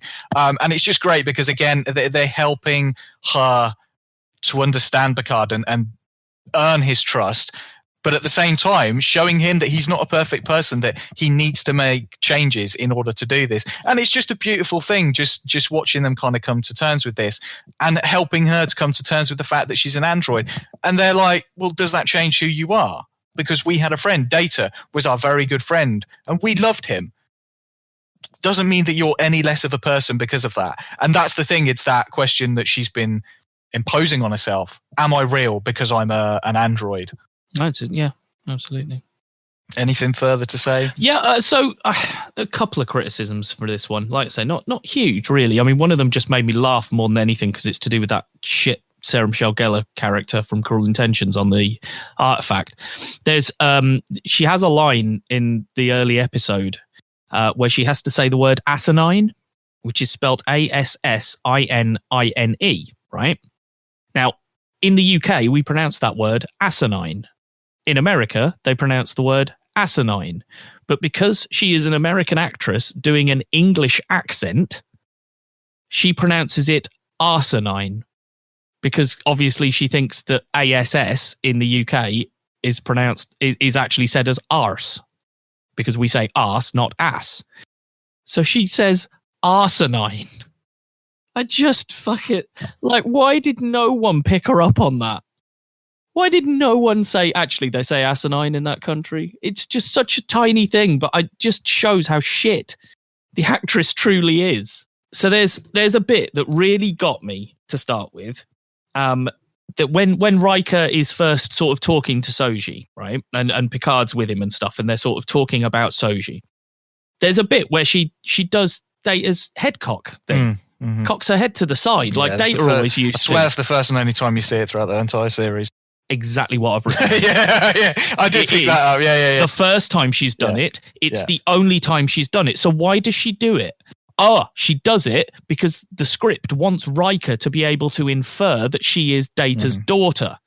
That's bad writing. Yeah. And it's easily solvable because all you do is in once per episode in the 6 episodes before this, have her cock her head to one side when she discovers something new. And you've done it. You've cured the problem. It's really simple. But this is what I mean by bad script writing sometimes. They're just not thinking it through. They're putting things in which are contrived because they have to and they can't think of another way to get around it. Like I say, this is the problem when you get the writer of Batman and Robin in to write a TV show. Oh, yeah, and then there's one bit, which is, in essence, lovely episode. Really enjoyed it. As a criticism, it feels like another stop on the road. It feels like we're delaying again as to where we actually need to be going. But then I realised that at this point, we don't actually know where we're going now. Because we've been to Free Cloud, we've gotten to the artifact, we've gotten Soji, and now we don't really know where we're going. I think by the end of the episode, they do decide, don't they? Because essentially the next location is Soji's homeworld, isn't it? Yeah, so this... But I'm not sure whether they've decided at this point, right, we'll rejoin the crew, because they rejoin Rios and Raffi and Agnes, who've been flying across to them to pick them up. Correct. And they rejoin them at the end of the episode to continue the adventures. Yeah, and then it's where we pick up in the next one, which, again, we'll quickly go through, because obviously this is... been a bit of a long pod, and we've still got a couple of episodes to go. So this next one is so as soon as they beam aboard, Rios kind of has a bit of a freak out when he sees Soji, and kind of just walks away. And we're a bit like, what the fuck's going on there then? And he reveals basically after hiding himself away, and he doesn't want to speak to anybody. It's revealed as we go through various iterations of his holographic personalities, shall we say, that there is a girl from his past that freaks him out, and there's an incident with his former captain that freaks him out, and this is all very, very apparent as to him seeing Soji, as it is revealed when Raffi goes to speak to him. Basically, that Rios was on a ship and his captain murdered 2 people, and it was because he was told to by Starfleet. Now, it turns out that these individuals, one of whom looked very, very much like Soji, were also synths. And the reason that he killed them is because he was ordered to, presumably by Commodore O, because they're synthetics and they're not allowed to exist. But this freaked Rios out because he calls his captain up on it, says, I can't believe you did that. And this is a guy he looked to as a father, but the captain felt so bad about the whole situation, he ends up killing himself. And that's kind of where Rios's history kind of comes about. So we suddenly get this huge information about why he's a captain of his own ship and doesn't want anything to do with anybody, why he's shunned Starfleet, why he's very, very concerned about X, Y, and Z. And this reveals a lot of information. It does. And again, so let's take this, because this, again, essentially, it's just a massive expedition dump, isn't it? We just get shitloads of exposition about Rios. However, they do it in a far more creative way. We cut back and forth to Raffi going around and talking to each individual hologram, learning chunks of information from each one. Yeah. And we cut between that and other things. So we see her talking to one of the holograms. We cut to something else. We cut back. She's talking to another hologram. We cut back. So we're getting little bits. You're not just sitting someone down for 10 minutes explaining what's happening. And then she gathers them together, which is a great sequence. I loved that sequence where she gathered them all together and was bouncing them off, trying to get it. What was going on. This is it. These are the things that we didn't know. This is it. It was like, oh, Raffi's this great first officer. She's great into information gathering and stuff like that. This is the first time we see that. Yeah, this is it. And like I said, we're at episode 8, and for the first time, I write Rios instead of Han Solo. And it wasn't, I promise you, it was not a deliberate thing while I was doing my notes. It's just when I was thinking of the character, the name Han Solo was all that came to mind. And this is the first time that I started writing Rios because my brain went, oh no, he's not Han Solo, he's Rios. Because this happened to him and this is his story. But I hadn't had that bit to fill in at this point. Yeah, so Raffi as well has also been piecing together all of the information they've discovered about what the hell's going on with the Romulans and basically realizing that this whole this is warning from this past civilization and all to do with synthetic life. The Zat Vash, the attack on Mars, which he always suspected was actually to do with the Romulans in the first place, which is something that again goes back to part of her character and her meeting up with her son and things like this. I'm not going to touch on that because it's a very insignificant part at this moment. The sun, like you say, the sun bit, it's very, because it's Free Cloud, isn't it? When they get to Free Cloud, she goes to see her son for a little bit. It's very quick, isn't it? And it's like, okay, it gives us a tiny bit of information, but then is kind of thrown to one side. And I think we're just leaving that alone now, aren't we? Yeah, I think so. I think we've just established that she valued her career in Starfleet more than she did a family in some respects, which she regrets. But at the same time, thinking about it, that was probably the time where I started to turn on the character because, like, for the positive, because you gave me a reason to feel sympathetic towards that character. Because yes, she abandoned her kid because she was too focused on work or whatever, but she's trying to make amends, and we can all understand with one. We can all identify with someone trying to redeem themselves, trying to repair a broken bridge. Yeah. So it started to give me some sympathy towards the character. So we've got we've still got everything going on the cube. So Seven arrives and decides to help Elnor fight the Romulans. Yep, I've got 7 of 9 came back. Yep, so she basically attaches herself to the kind of the Borg Queen section, which is a scary thing. You suddenly think, Jesus, is she going to become a Borg Queen? Which is a scary thing, and you kind of go, actually, maybe she did quite well. But eventually, as they're trying to fight the Romulans realise what's going on and basically just flush all of the XBs out into space, which does not go down well with 7 of 9. She's pretty fucking annoyed by that. And the Romulans basically just abandon the artifact and go, okay, we now know where we need to go. And they just up and disappear. And if we go back to La Sirena, we then realise that Soji, having heard this whole conversation from Rios about what had happened to his captain and the fact that he'd met somebody who'd looked similar to her, she suddenly remembers her name, Janna, and suddenly activates a memory, and she suddenly plots a course because she now knows her way home. And that's where we get to the final 2. This was the episode that started with the 14 years ago flashback of the Zat Vash seeing the prophecy, should we call it. And that was where I got totally confused over, hold on, I thought O was Tal Shiar. I thought the Cruel Intentions chick was Tal Shiar. And then I thought the mad lady, who's our auntie, was somebody else entirely. But okay, so they're all Zat Vash. Fine. Yeah, it's like Section 31. You got to look at it like that. There are agents of Section within Starfleet Intelligence, but they're still Section 31. The Zat Vash agents are within the Tal Shiar, but they're still Zat Vash agents. Yeah, okay.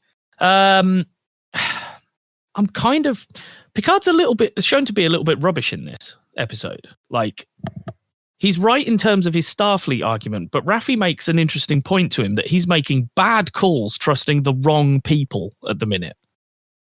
And I hadn't thought about that until this stage, but she's absolutely right. He's trusting people on absolutely no knowledge of things, and he's getting bitten in the arse sometimes by it. I'll make a point at the end, but I struggled with the old lady head of Starfleet telling him to shut the fuck up. I really struggled with that. I struggled with the swearing in this show quite a lot because we had don't think it fits. We had an F-bomb in Discovery, and we all kind of went, "Ooh, that doesn't really fit." And I don't think it fits here either. And this is the thing. I would argue that Star Trek was always more eloquent. It didn't need to swear to make its point. It had eloquency. If you think about, let's think about First Contact. I know it's not the TV show, but it's a film. His big speech about, no, the line will be drawn here and no further. They push us back. And that excellent piece of monologue that he goes through is fan-fucking-tastic. There you go. There's me swearing for no apparent reason. But bastard. He never swore in it because he never needed to. Yeah. Because the performance and the power of the scripting was enough. You didn't need to swear it. And it upset me quite a few times during this show. And you know who I kept thinking of every time they swore? I just kept hearing Ian Malcolm in the back of my head saying they were so preoccupied with the fact that they didn't stop to think if they should. Soji and Picard discussing data over dinner in this one. Lovely. Really enjoyed that little bit. Again, Raffi, as I say, working things out with the holograms throughout the whole episode. I thought that was funny, interesting, grip it. That was good. That was what I wanted. Now, here you go. Here's the kind of thing where you can say, well, you've got to let them off for this one, because I did make a note of, hold on, if we're going to move 8 suns, thousands of light years, and set them in motion in a very specific pattern. Really? Yeah. And the only reason I wrote it is because Star Trek have never really done that sort of thing. They've never really worried. They've always worried about the gravitational effects and things. It's like we said about Star Wars with the if you're killing, using a sun to power a planet, you're not thinking about the physics of the whole thing, are you? You're not thinking about yeah. But I would accept that with this, you can say to me, yeah, that's one you've got to let them have. And fair enough, I will. But yeah, Agnes, I'm sorry I had to fucking ruin it.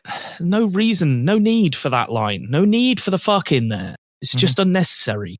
And then I just had a slight issue with the after doing so well with Raffi finding out all this stuff, at the end of the episode, we have to have a round table exposition dump where each of the characters fills into the other characters the bits they don't know. But again, as an audience member, I've watched the characters figure this shit out. So I'm aware of it as a viewer. I'm aware of all the parts of the puzzle now. I don't understand why you needed to sit down and make me watch all of the characters being made aware of everything. Like normally with those sort of shows, the writers are aware that the audience will know the detail at this stage, so they would start a sequence like that where everyone sits down and starts sharing their stories, but we'd cut away from it and we'd cut back at the end because actually, as the viewer, we don't need to see the conversation happen. I get that every character needs to be filled in on what everyone else knows. I get that.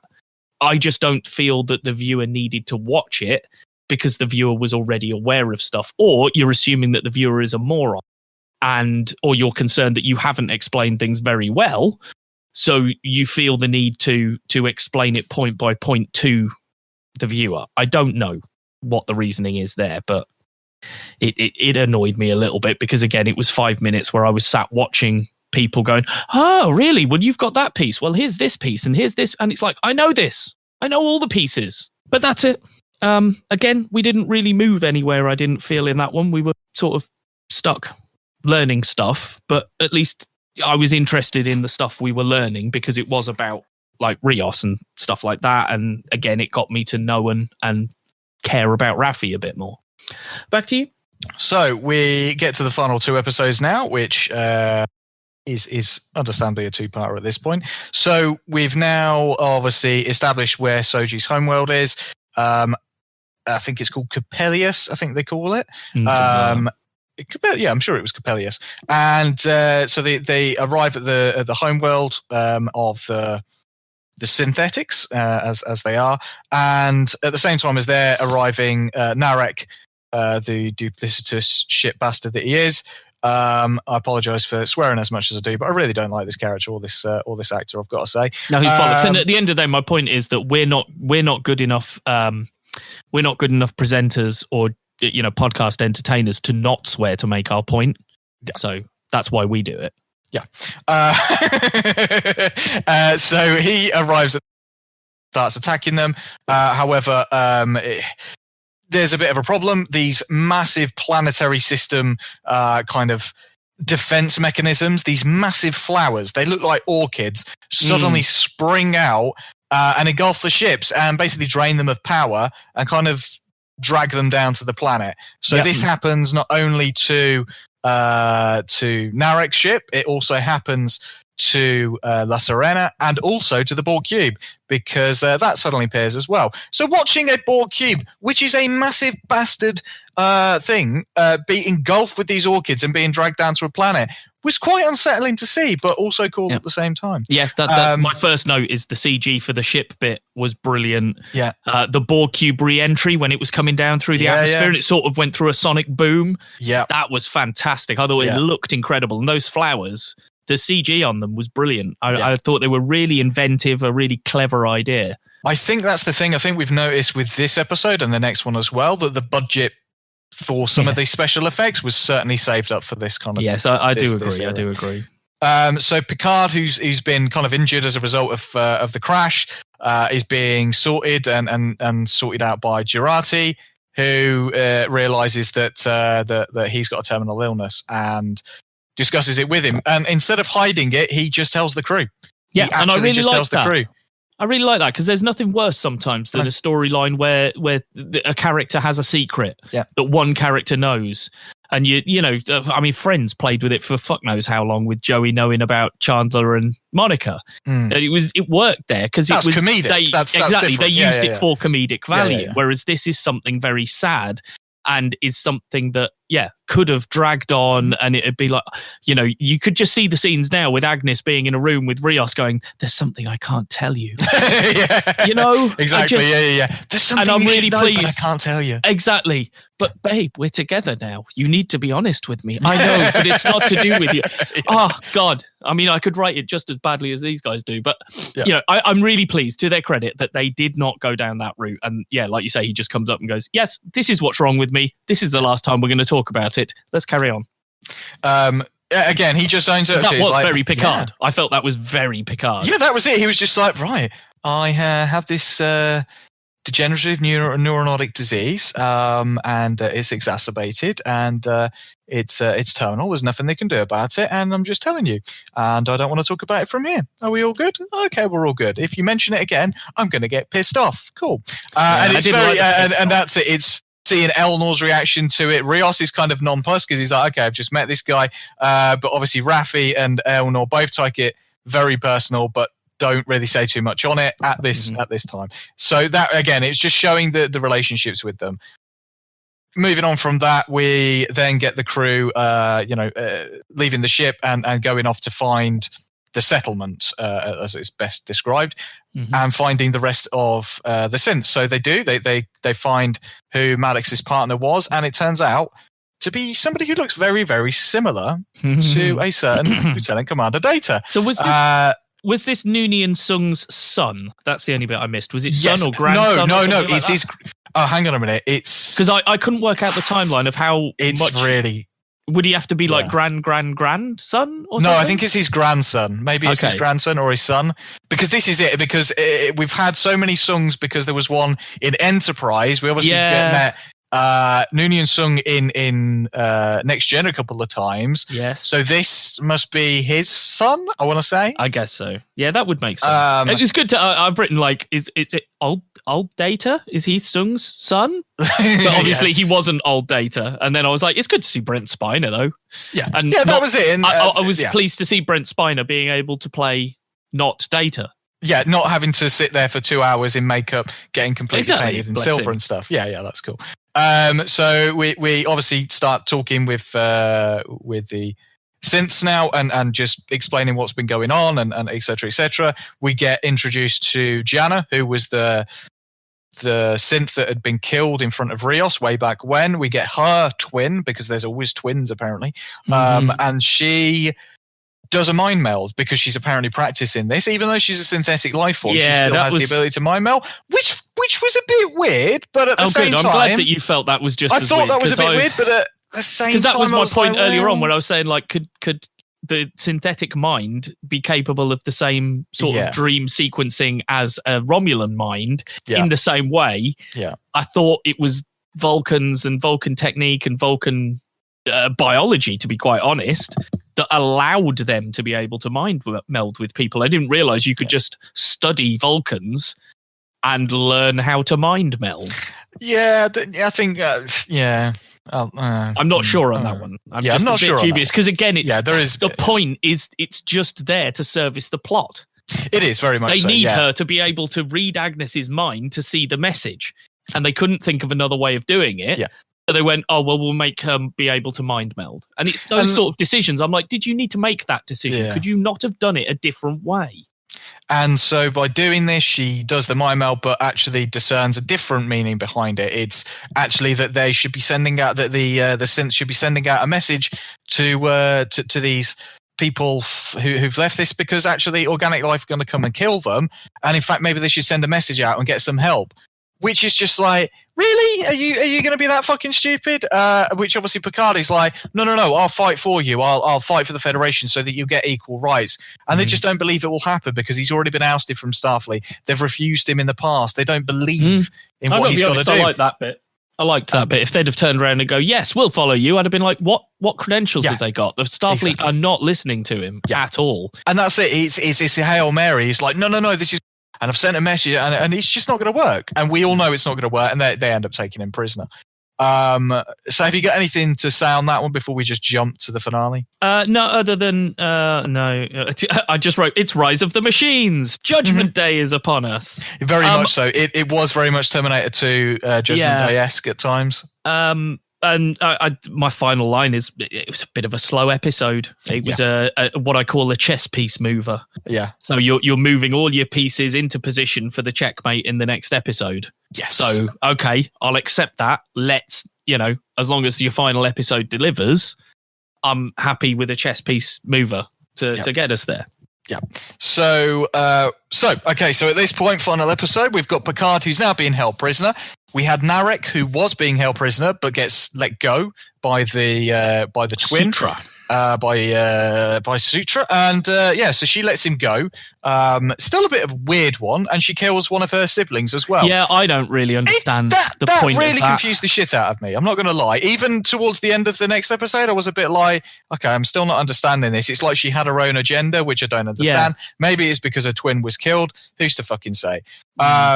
But basically, Narek has gone off to find the crew of La Sirena and convinces Raffi, Rios, and Elnor to help him basically destroy the synths, the beacon that they're building. Jurati, now getting used to this whole duplicitous act, who said, oh, I'm going to stay, and these are my children, and I'm apparently their mother, and all this, was bullshitting the entire time, and is only there to help free Picard.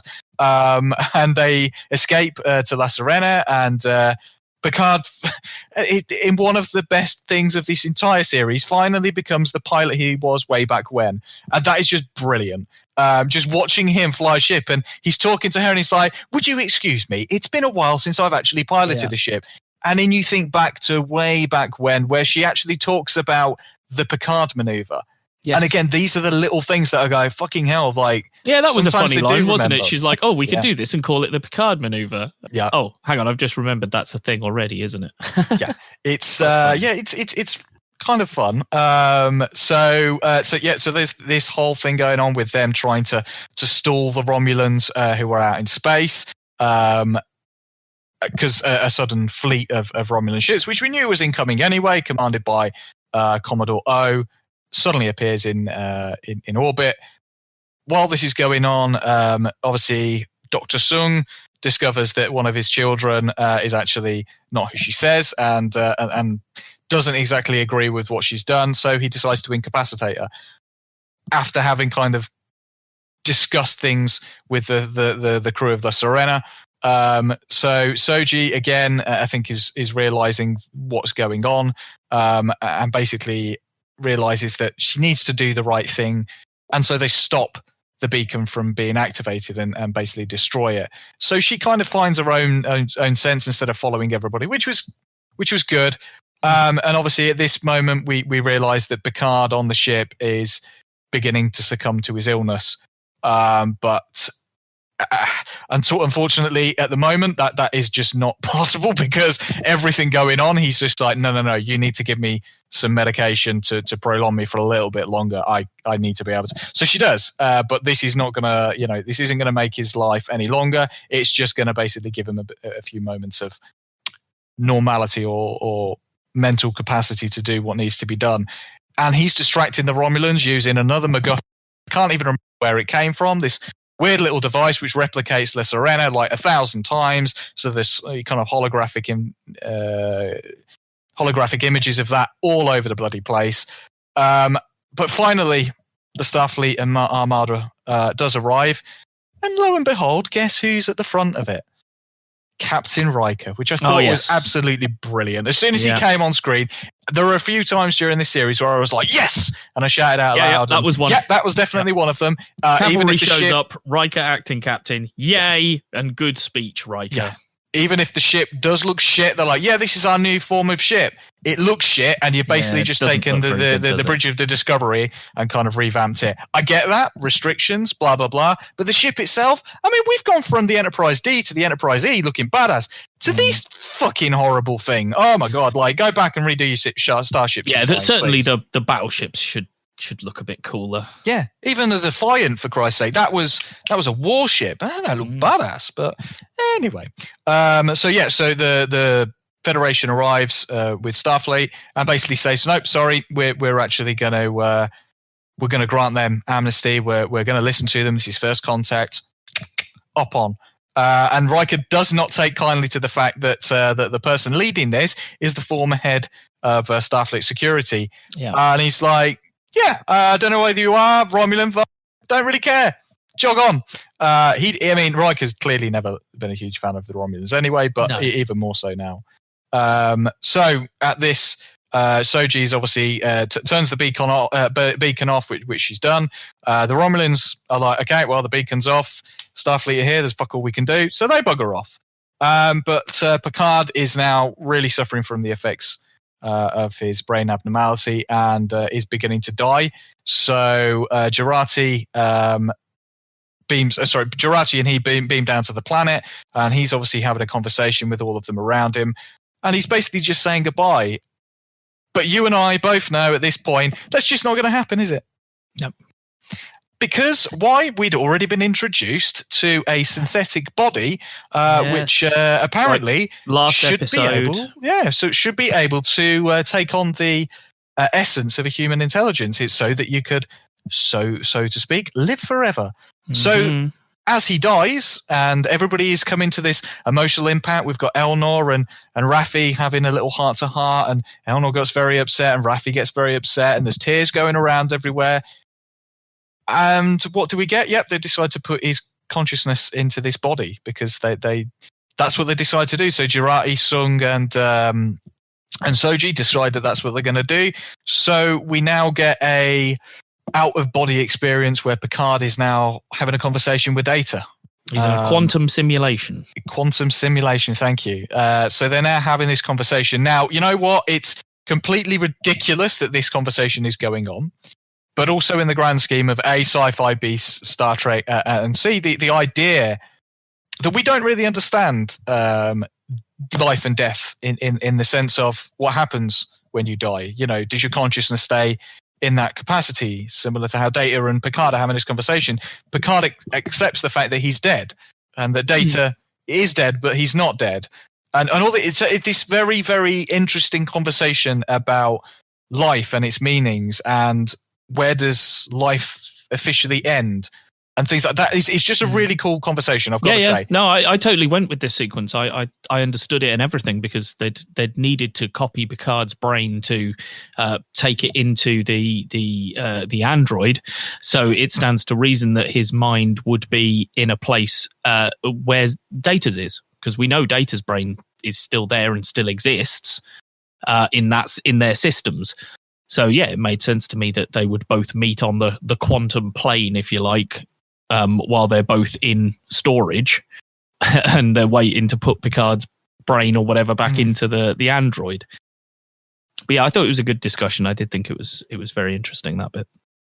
So he finally gets, again, which has been the crux of the majority of this series, he gets that goodbye from Data. He finally has that goodbye conversation, because as weird as it is, he never had Data chose to save Picard's life way back at Nemesis and got off the ship. Geordi helped him in order to say he never got to say goodbye to Data, and that's always something that's obviously held him back a little bit, because he never got that chance to say goodbye to his friend, who he clearly loved. It doesn't matter that he was synthetic; he clearly loved him, and it's clear that Data loved him, as Soji had said way back when. As you say, there was that moment where she says he loved you, and you just see that visual. And again, this is where Patrick Stewart, for his credit, is very good at times. It just has that visual cue, and you just kind of go, "Oh, that really got to his heartstrings, didn't it?"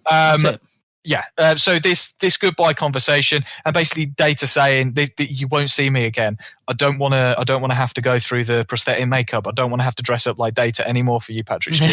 Yes, please kill me. Properly kill me now. Do me a favor and leave me alone." So he basically wants to be as human as possible, and he wants a finality. He doesn't want to be alive forever. He wants his this piece of machinery that's keeping him alive, so to speak, turned off. He doesn't want to be there anymore, which is a beautiful thing, because again, Data trying to still connect to that humanity, even if he's physically dead, emotionally and spiritually, he wants that death as well. So we get that. Picard awakes in his now new synthetic golem body. They do tell him that unfortunately he hasn't got any of the upgrades, so he's not got super speed or super strength. He's basically as he was. He'll just live a little bit longer, because they've also tuned the body so that it'll last a number of years. Yeah. So very, very weird thing with this whole made sure that Picard thing. can still die, for just in case something happens to Patrick Stewart. Yeah, basically, while we're he's still making the age, series. We still need to kill him off, but explain why an android can die. Yeah. So at this point, we're obviously left at the final moments of the series. So the Federation's now lifted the ban on the synths. Picard, Soji set off with La Sirena, with Rios, with Raffi, with Elnor, with Seven, with Jurati. So everybody's now kind of part of the crew. For what adventures and whatnot, who's to say? Now, we know there's going to be a season 2, because he's already asked Whoopi Goldberg to come back as Guinan. Mm-hmm. So we already know that's going to happen. Where this is going to go, who's to say? But I mean, as a whole, the series was had its ups and its downs. I haven't finished with episode 10 yet. So, yeah, the finale. I wish it was better. The pacing was all off.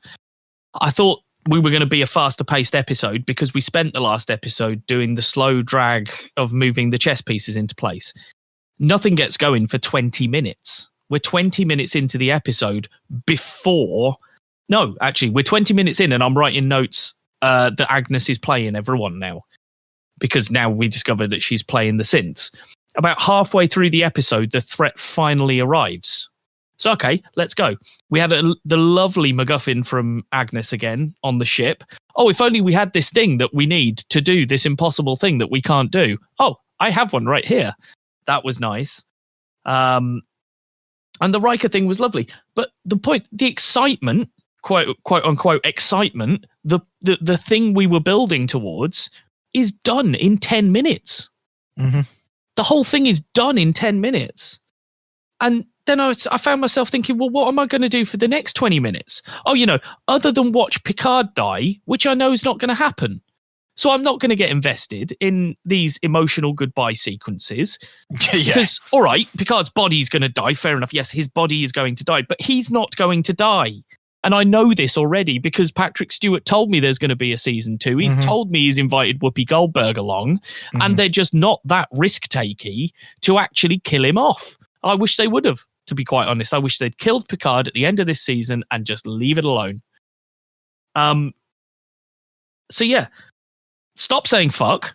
Rah, I've written, because clearly someone must have said fuck again. And then we're on to Rios and 7 of 9 discussing losing Kirk. He's not gone, Doofus is. He's not gone. So I am not going into this. And then I'm writing, how long are we going to drag this out for? Oh, hang on. Cut to Elnor and Raffi doing exactly the same thing. I'm not going with it because I'm not a moron. And I have very clearly seen what you have set up and very clearly put in important places for the viewer to pick up. I know that you are going to put him in the body that you showed us earlier in the last episode. I know that's going to happen. Why would you lead me along thinking it's not? I just don't understand. I don't get Rios and Agnes being a couple, to be honest.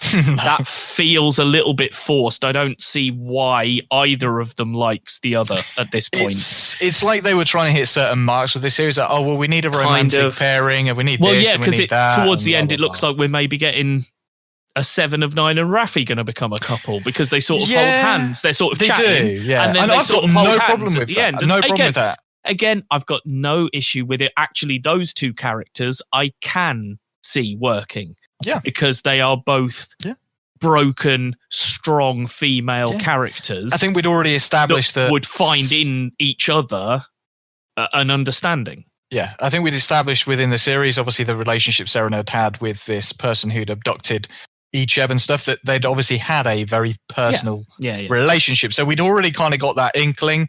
Which is funny because you just think, well, clearly that's what Chakotay did to her. He, clearly he wasn't the best. But sorry, Chakotay. Sorry to give you a bit of shit there. I mean, as a final episode, it was disjointed and all over the bloody place. Again, the severity of what was going on, we knew that Picard was going to come back into a synth body. There wasn't a person alive that didn't believe that was going to happen. As soon as you saw the synth body and as soon as Agnes saw it, you went, oh, she's going to put Picard into that because she knows that he's dying. And she's going to go, oh, that's a good way for him to survive. It was always going to be the case. Why are you having the fake goodbyes when we know we're not going to say goodbye? And nobody said hello to him when he came back going, oh, well done. They were just on the ship again. Just very disjointed. I think the series as a whole had some good points, a lot of bad points, not going to lie, a lot of bad points in terms of casting, in terms of writing, in terms of structure, in terms of pacing. I do value the fact that they tried something different. And that's the thing. They can't always just go, well, this is the way it's going to be. They have to try something a bit different without sticking to the same formula. I value them for trying something different. But again, go back to Discovery. They tried something a bit different with their first series, and it didn't go down well. Reevaluate before you go back to season 2 and establish what made season 1 work well and what made season 1 really not work well, and make sure you don't make the repeats. I don't know what more story there is to tell here. I don't know what I'm interested in anymore. Yeah, this series was just when this was announced, I was like, the only part of Picard's history that I'm interested in right now, and to be quite honest, because of the age Patrick Stewart is at, he is not. He's still a great actor, of course he is, but he isn't quite as on form as he was back in the late 90s, back through the 90s when he was playing Jean-Luc. Of course he's not, because he's not that age anymore. And I don't want to. I'm not interested in old man Picard going around the galaxy. Now, fair enough, it's not old man Picard anymore because now he's an android, so he's not going to be, he hasn't got an old man's body anymore. But the only bit I was interested in was what happened from the, between him being a captain at the end of Nemesis and him becoming an admiral, for example.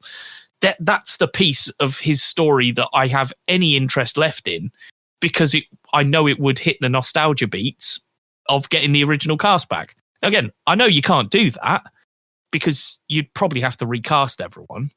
because you don't want to de-age everyone every episode and every frame to make them look young enough to do it. So I don't think they should do that. But that's my point. If you're not going to do that bit, what else is there?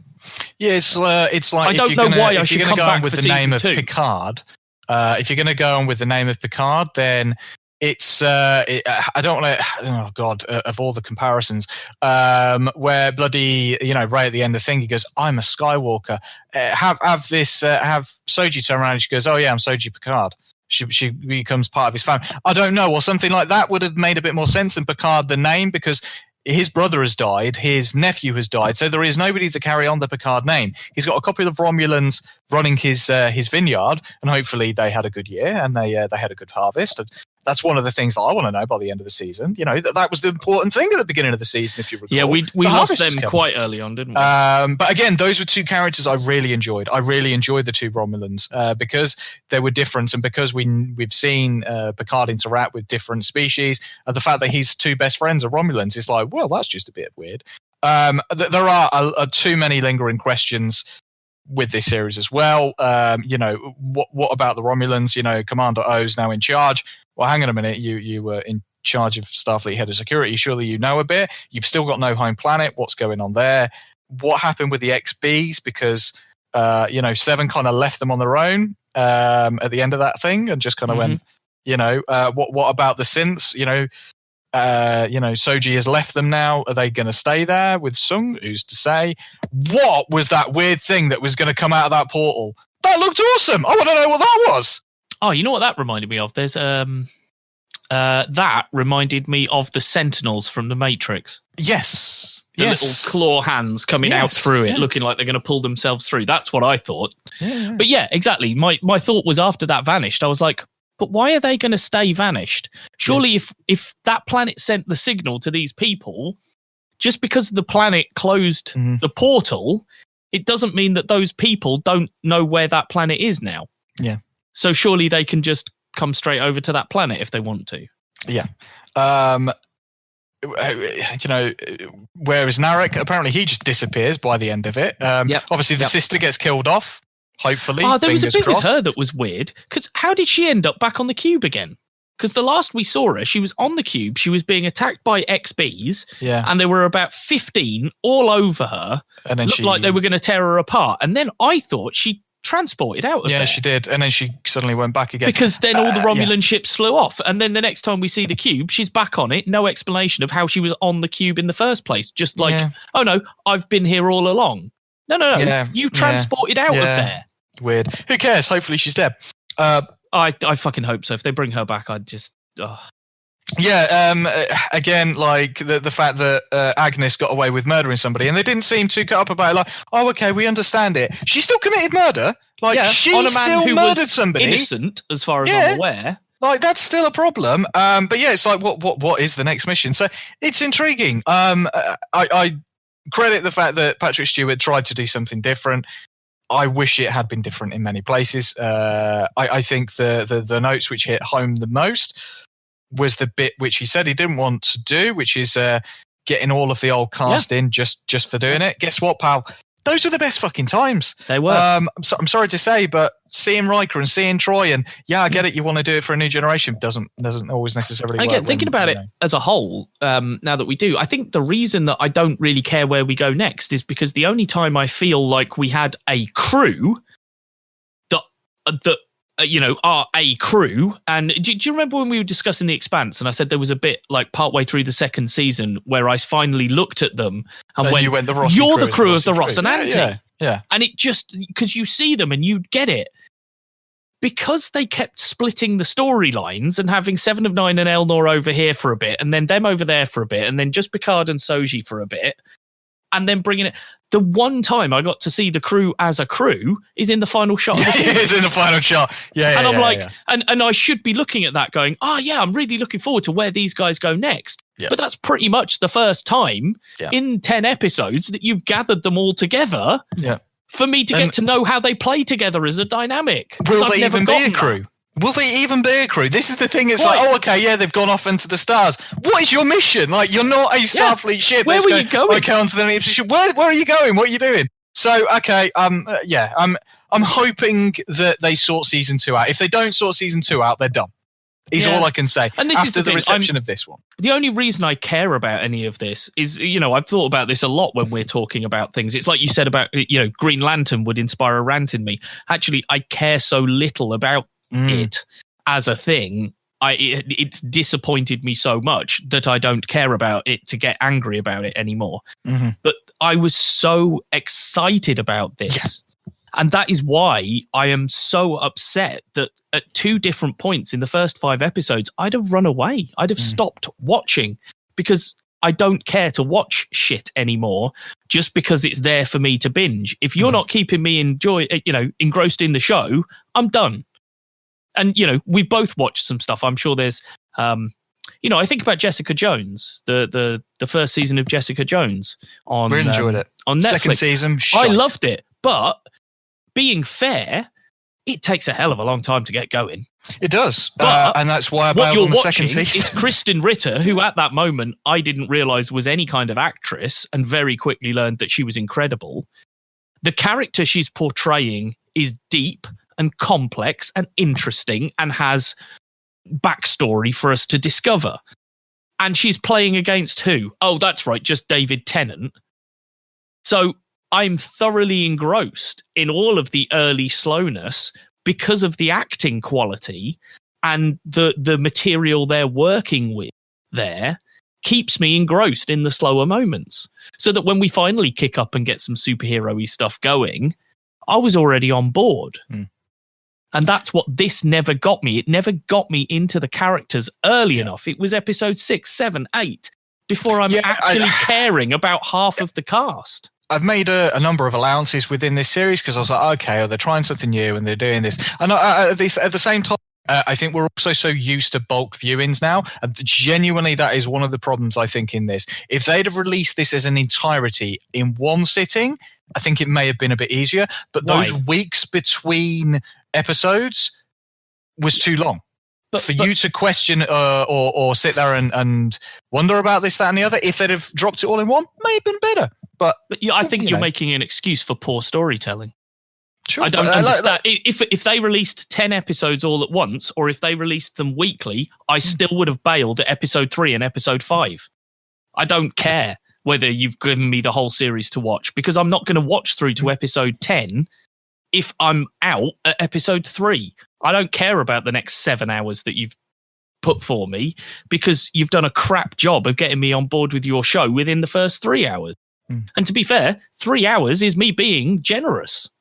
If you haven't engrossed me in the first 3 hours of your show, the first 3 episodes, 4 episodes maybe if it's a sort of half an hour, 40-minute, then I'm not on board. You haven't written your show well enough.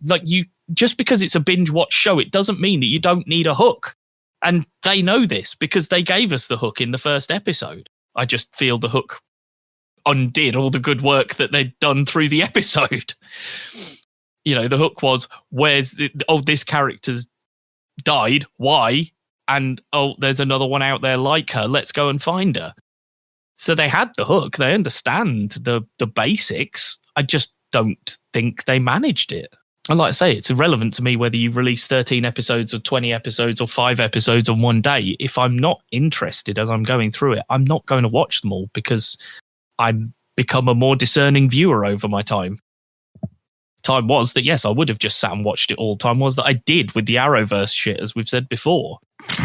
I was clever enough never to do that. Well, that's it. I should have bailed on it far before I did. But eventually I realised I don't want to watch this show. I'm sitting down to watch this every week because it is part of my routine. I'm not doing it because I actually enjoy it and I want to watch it. This both of us have recently said about our panache for watching wrestling, especially with the zero crowd reaction. Yeah. It doesn't feel the same. I'm not bothered. Not bothered. Yeah, and that's it. It's not the same show. Now. It's not the same experience. We're too mature now to sit here and watch the crap. Reality TV and stuff like that. If you want to watch that, fine. That's your own kettle of fish. That's why in the last 2 episodes we've recorded, ladies and gentlemen, you have not heard us mention Tiger King once. Yeah. Because I do not give 2 shits about watching Tiger King, quite frankly, because what Netflix calls a documentary sometimes, in inverted commas, I call reality TV.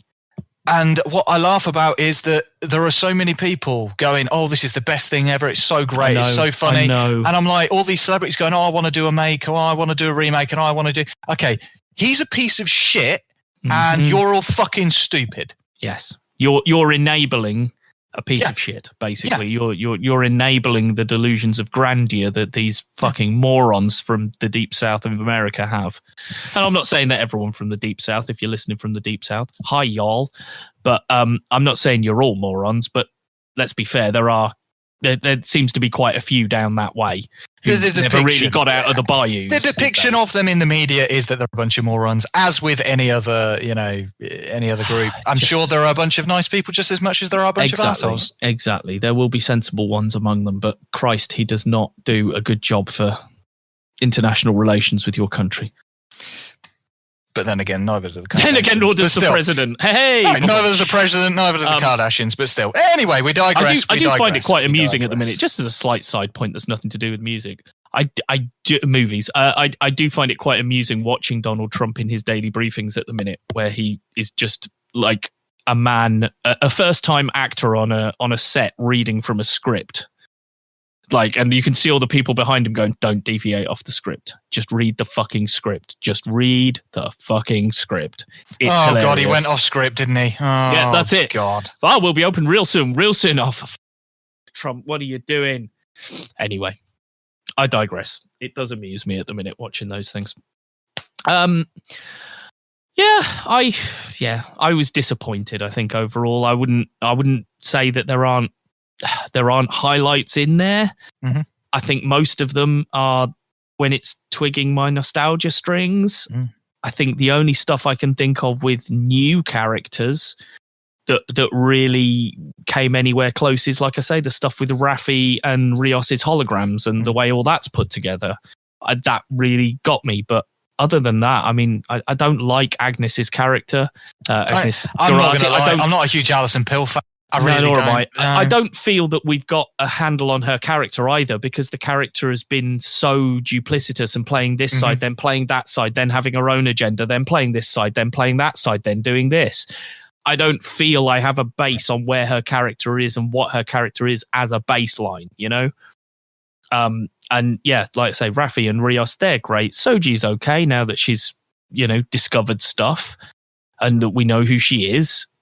But I don't know where her story goes next, because she's sort of discovered all about her past now. So again, where do we go next? Where's the character development for us to go next? I don't know.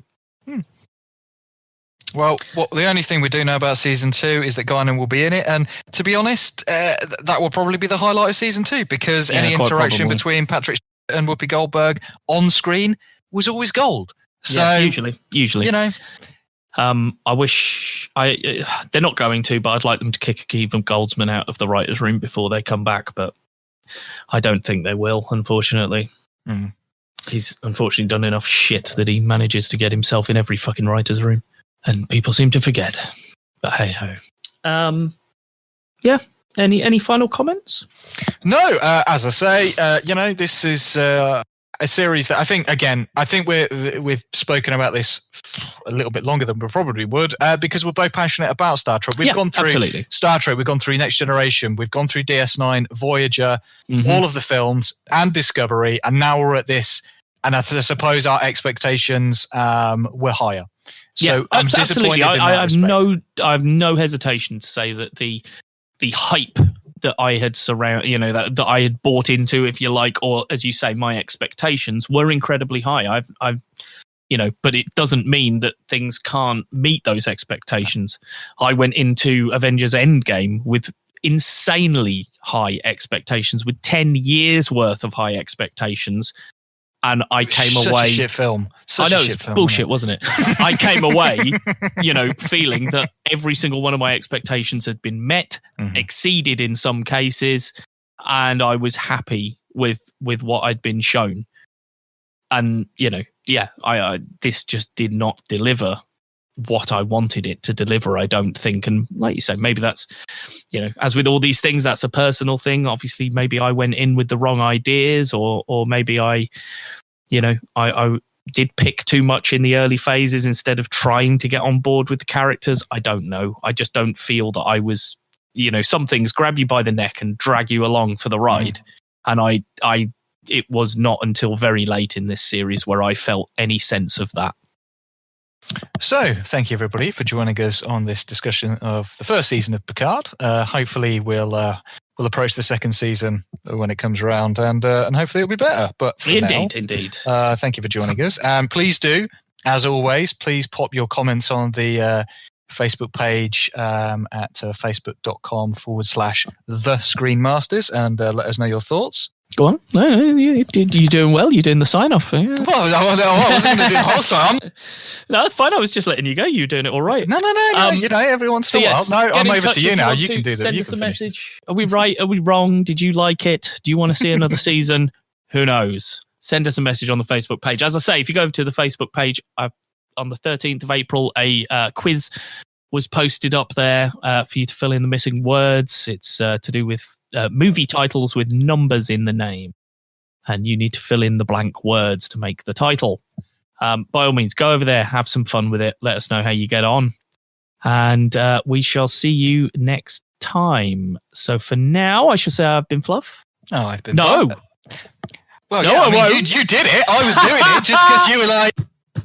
After all the shit I gave you at the beginning of the episode as well. After all that shit, Wayne, leave the shit at the beginning in now, because I've just fucked up the end, so it makes sense. It's good. It comes good. It's like we planned it that way then. Yeah, we'll say that. We'll say that. We'll try again. I'll say I have been Bav. And I have been Fluff. And this has been ScreenMasters.